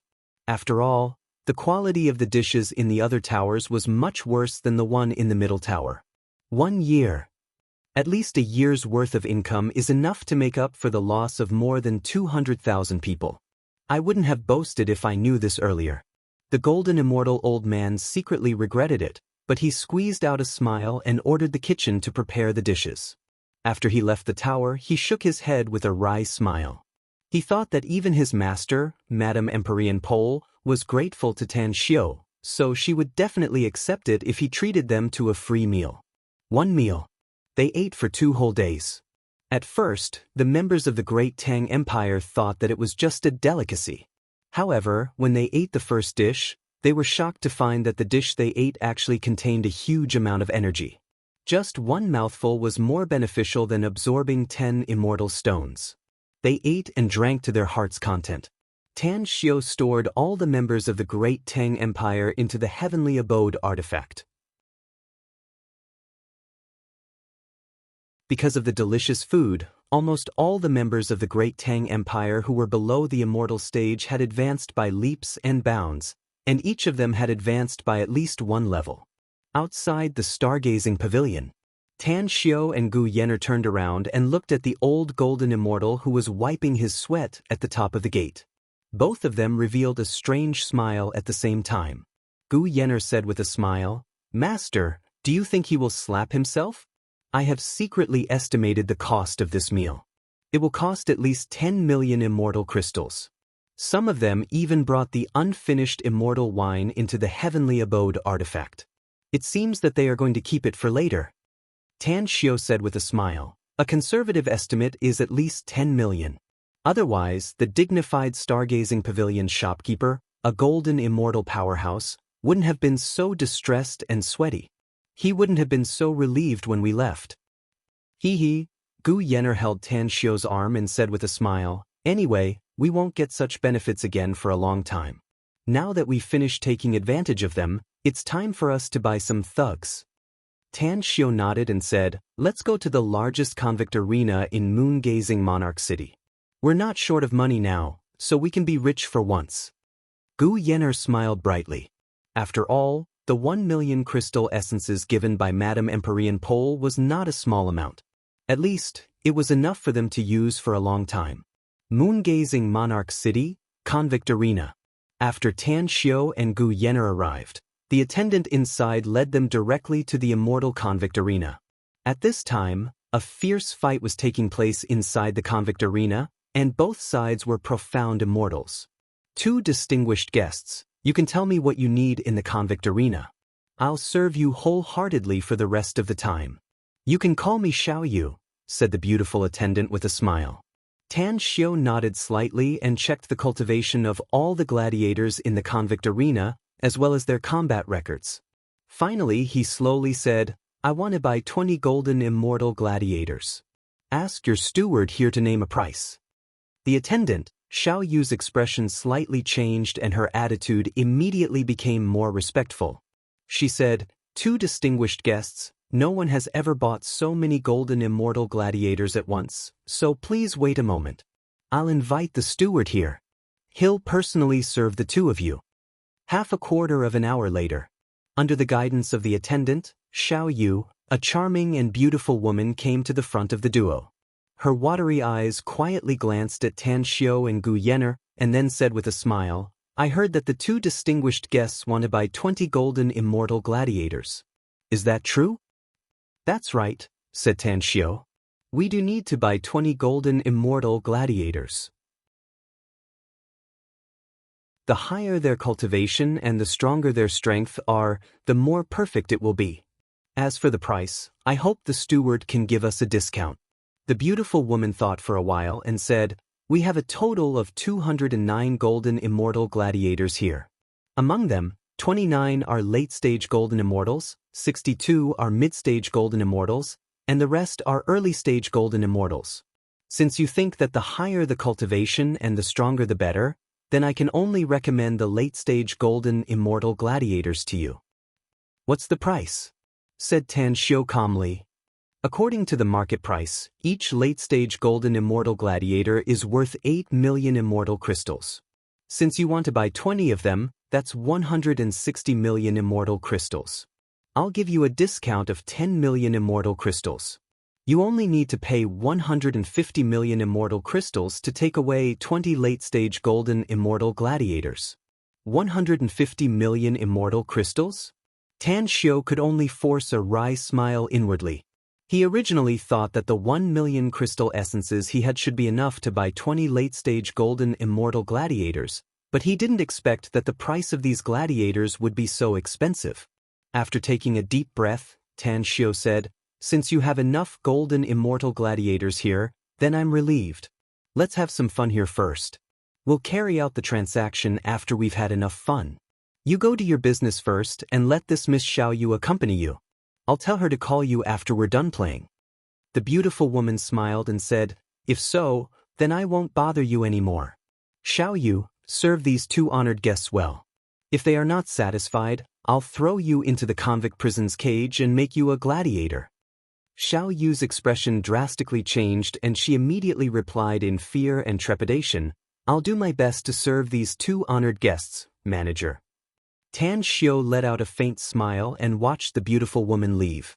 Then he immediately said, let's go to the auditorium to watch the fight. It's too boring to just come here to buy gladiators. Having said that, he handed the interspatial ring with 2 million immortal crystals to Xiao Yu and lightly said, help me exchange the gambling deed. Understood. Xiao Yu respectfully bowed and took the interspatial ring before leaving. Although the fight in the convict prison's cage was very fierce, Tan Shio didn't pay much attention to it, because a fat middle-aged man with big ears and a ferocious-looking face was hugging two coquettish women and teasing them. His voice was so loud that more than a dozen gamblers around him furrowed their brows and glared at him. The fight came to an end. The fat middle-aged man seemed to notice the angry glares of the people around him. He immediately glared and angrily shouted, "What the fuck are you looking at? Watch out or this fat grandpa will dig out your eyeballs. Fuck, someone actually dares to provoke this fat grandpa in this place. Fucking audacious. You're courting death. A hot-tempered black-robed old man glared at the fat middle-aged man with triangular eyes as he suddenly got up and shouted. He didn't do anything because he was afraid of the rules of the convict arena. If someone were to kill someone here, they would have to pay 1,000,000 immortal crystals as a punishment. Otherwise, it would be considered as a provocation to the entire convict arena and they would be endlessly hunted down by countless powerhouses. No one knew how powerful the convict arena was. It was because the convict arena had always existed since hundreds of thousands of years ago. No one could even find out who the master behind the convict arena was. Suddenly, the coquettish woman in the left arm of the fat middle-aged man turned into a stream of light and instantly appeared in front of the hot-tempered long-robed old man. She waved her sleeves and a sharp dagger instantly pierced the long-robed old man's throat. Then, the coquettish woman's 10 fingernails began to grow crazily. In the blink of an eye, they were already 2 to 3 centimeters long. With that lightning-fast attack, 10 sharp fingernails tore the long-robed old man's clothes, destroyed his defensive immortal equipment and tore his immortal body into dozens of pieces of flesh and blood. The surrounding gamblers who were glaring at the fat middle-aged man revealed a look of horror. They all retreated in unison and hid far away. The aura that the long-robed old man exuded just now proved that he was a profound immortal expert. But a profound immortal was instantly killed by the woman that the fat middle-aged man doted on. This almost scared them out of their wits. Tan Xiao quietly looked at the scene in front of him and silently deduced the coquettish woman's cultivation level. In just a short moment, he deduced that this coquettish woman was at least a mid-stage golden immortal or a late-stage golden immortal. Otherwise, it would be impossible for her to kill a profound immortal in an instant. Immortal monarch. After the coquettish woman killed the man, she turned back into her charming self and returned to the fat middle-aged man's side. It was as if she wasn't the one who killed the man just now. You're tuning in to the Passion Pages YouTube channel. We're so grateful for your support and don't forget to subscribe to join us on this incredible journey through captivating stories. Your generosity through donations truly makes a world of difference, as it's the primary source of revenue that allows me to expand and enhance this channel for you. Thank you from the bottom of my heart for being a part of this adventure.